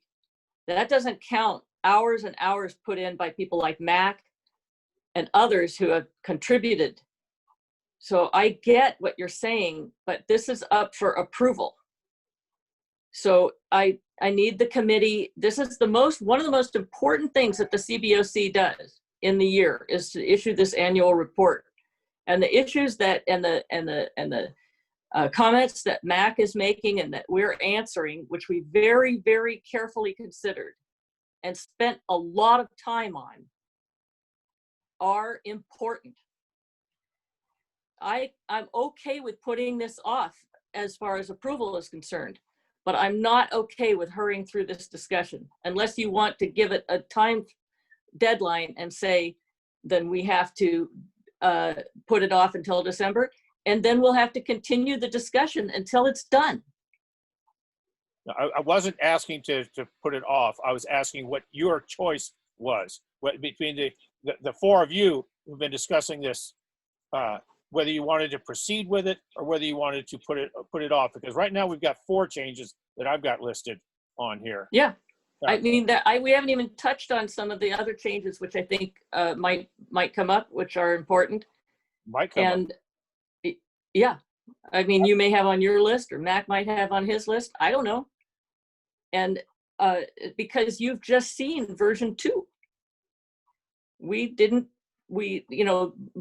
The way that the process works, we put that in the agenda, and then you got your chance, like everybody else did, to see version 2.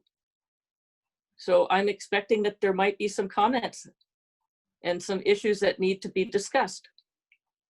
And I'm okay, and I think Lorraine would agree with me. We're okay with putting this off, but we need to have adequate time to discuss what are actually very important issues. And it might be a good idea for not just us talking with Mac, because maybe the whole committee could get in on the discussion. And what do you think about it? Right now, This is our only forum where actually the whole committee can discuss such things. right? Well, you're actually missing two of the committee Yeah. Tonight. And right now, the only four of you have been discussing this. Right. So all I'm asking is, do you want to proceed? You've got a motion on the floor. Do you want to proceed with a vote, or do you want to go offline and try to hammer out your differences and come back with a version that has made the changes that the two of you proposed? The wording changes, which were substantial. It wasn't a word or two. It was quite a bit of words. And then removing that page. I'm asking the question. Well, what I would suggest is if we're going to come back on this next month, put time on the agenda for the whole committee to discuss this. Because we say one thing and Max says another at this point. I don't think we're going to change our minds. Well, to answer your question, Don, directly, I'll say I'm okay with putting it off. And I'm with Lorraine. Anticipate some time. Although we'll probably between now and then be able to talk to Mac and possibly yourself and work through whatever issues come up. And so we may not have too many on the table by the time we get back. Well, so I don't have anything to do with this. I stay completely away from the AR. Oh, I'm sorry. I thought you had a list of comments or questions. No, I do. I have nothing. No input. Okay. I'm sorry. He said he had a list of amendments already. No, I got the list that you guys have been giving me. The 4 items that you amended, you wanted to amend. Yeah. Okay. So it's okay. I just misunderstood you, Don. I'm sorry. No. But in any case, it doesn't change what I'm saying, which is personally, I'm okay if the rest of my committee is okay. It does mean extra work. This is a lot of work, and we are being as careful as we can. So I'm asking the question: do you want to go to a vote, or do you want to defer? Oh, I think we defer. I think it's obvious. Yeah, I really do. Unless Lorraine and John say no. No, I don't mind deferring as long as we can have a discussion with the whole committee, put it on the agenda next month. Otherwise, vote on it now. That's the way I feel. Yeah, and maybe I'll add that the way it's a little bit, the process is a bit stilted, and I think Lorraine is going to this is. You guys don't get a chance to look at what the committee has come up with until the agenda is issued. And the agenda was issued, Don, when was this agenda issued? It was issued middle of the afternoon on Friday. On Friday, okay, and here we are on Monday. So I will just say that before the December meeting, if we defer this, please look at the version of the report in the agenda and be prepared. We can send us comments. We can send out an email saying the sections that may be in dispute, and then they can look at it before they come to the meeting. Well, maybe, but I mean, comment on version 2. You have full reign, obviously, to comment on version 2 because version 2 is now there. Yeah. But we will be working on version 3. And you won't get to see version 3 until the agenda comes out. Well, I can forward out version, if you give me version 3 early enough, I can forward it out to our people, as long as we understand there will be no changes. Once I send it out, there'll be no changes until it's brought up at the meeting. Okay, we're not in violation in this particular case, in this particular case, we were working right up until the deadline of the agenda. I mean, it's very, very difficult. And Dawn, I mean, Max sent us a 3 pages of comments, which were very much appreciated. There's nothing about it I don't appreciate, for sure. And that was, and so, you know, please look at version 2, make your comments. The only changes that we made in version 2 from version 1 had to do with the comments that Mac made. Well, And then Anton also made some comments. They're the only 2 people we got. Yeah, so we're not out there making this stuff up. You know, if we're really responding to the comments that are being made now on these different versions. All right. Is your interest to withdraw your motion, and will Anton agree with that? Anton? Anton seconded the motion. Oh. Yes. Okay, and Sally, are you willing to withdraw your motion? Yes. Okay, then we will just defer this till next month. You make the appropriate changes. You get them to me early enough. I'll fine. talk to everybody. But you need to make sure that the committee works with. I mean, Mac is one that provided you with most of his concerns. I need to make sure you guys all work with each other. And I think we do, and I think that I just wanted to praise Lorraine and Sally and with John in the background that we did have, I think, a substantive dialogue. I understand that not all my views are going to be fully expressed. You know, there's going to be a give and take, and I don't want people to feel offended by me trying to argue as passionately as I can for my positions. You know, this is probably, maybe I go beyond what's really necessary, but no. But yeah, so I just want to express right the appreciation of the group that I felt that there was good dialogue, and we are kind of hampered by the need, to deal with specific things in the context of the Brown Act. Yeah, Now, the Brown under Act. the Brown Act, can we, the 3 of us and Mac, meet in a Zoom call?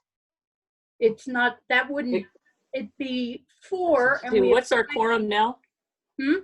What is our 5. quorum now for CBOC? I'm sorry? Well, we have 9 people or 8. 4. We got 8 people.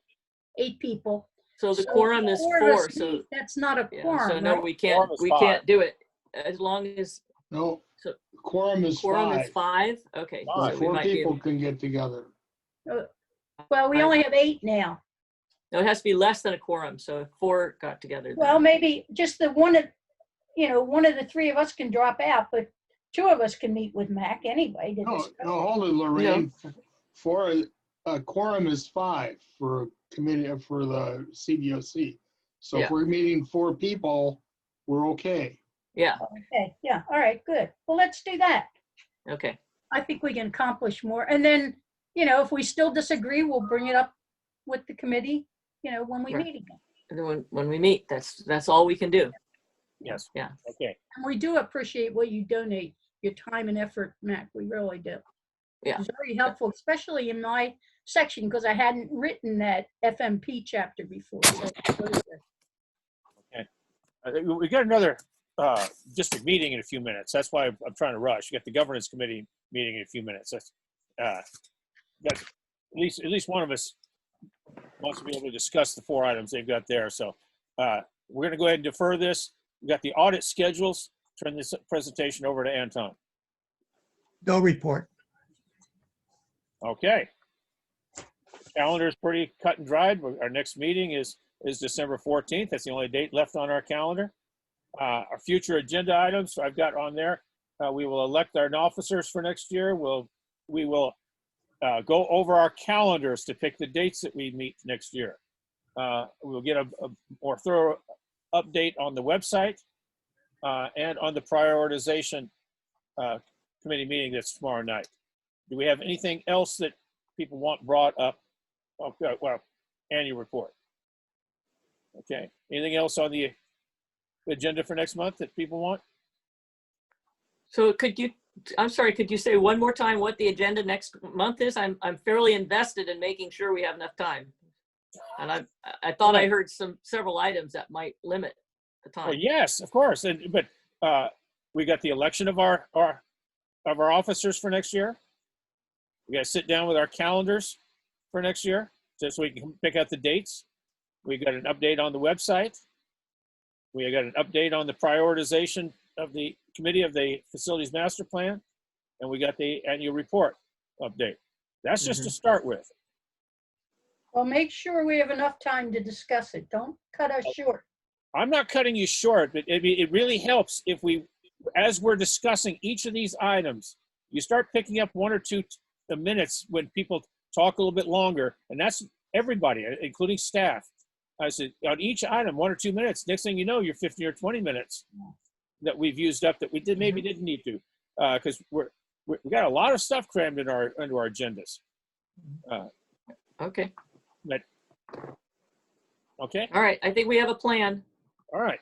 If there's anything else, any other future agenda items? No. Then let's go ahead and adjourn this meeting at 5:15. Okay, good. Thank you. Okay. Thanks, Don. Thank you. Make sure you all show. Thank you, Jason, for coming. Appreciate it. And the other guests. Thank you so much. Thanks for having me.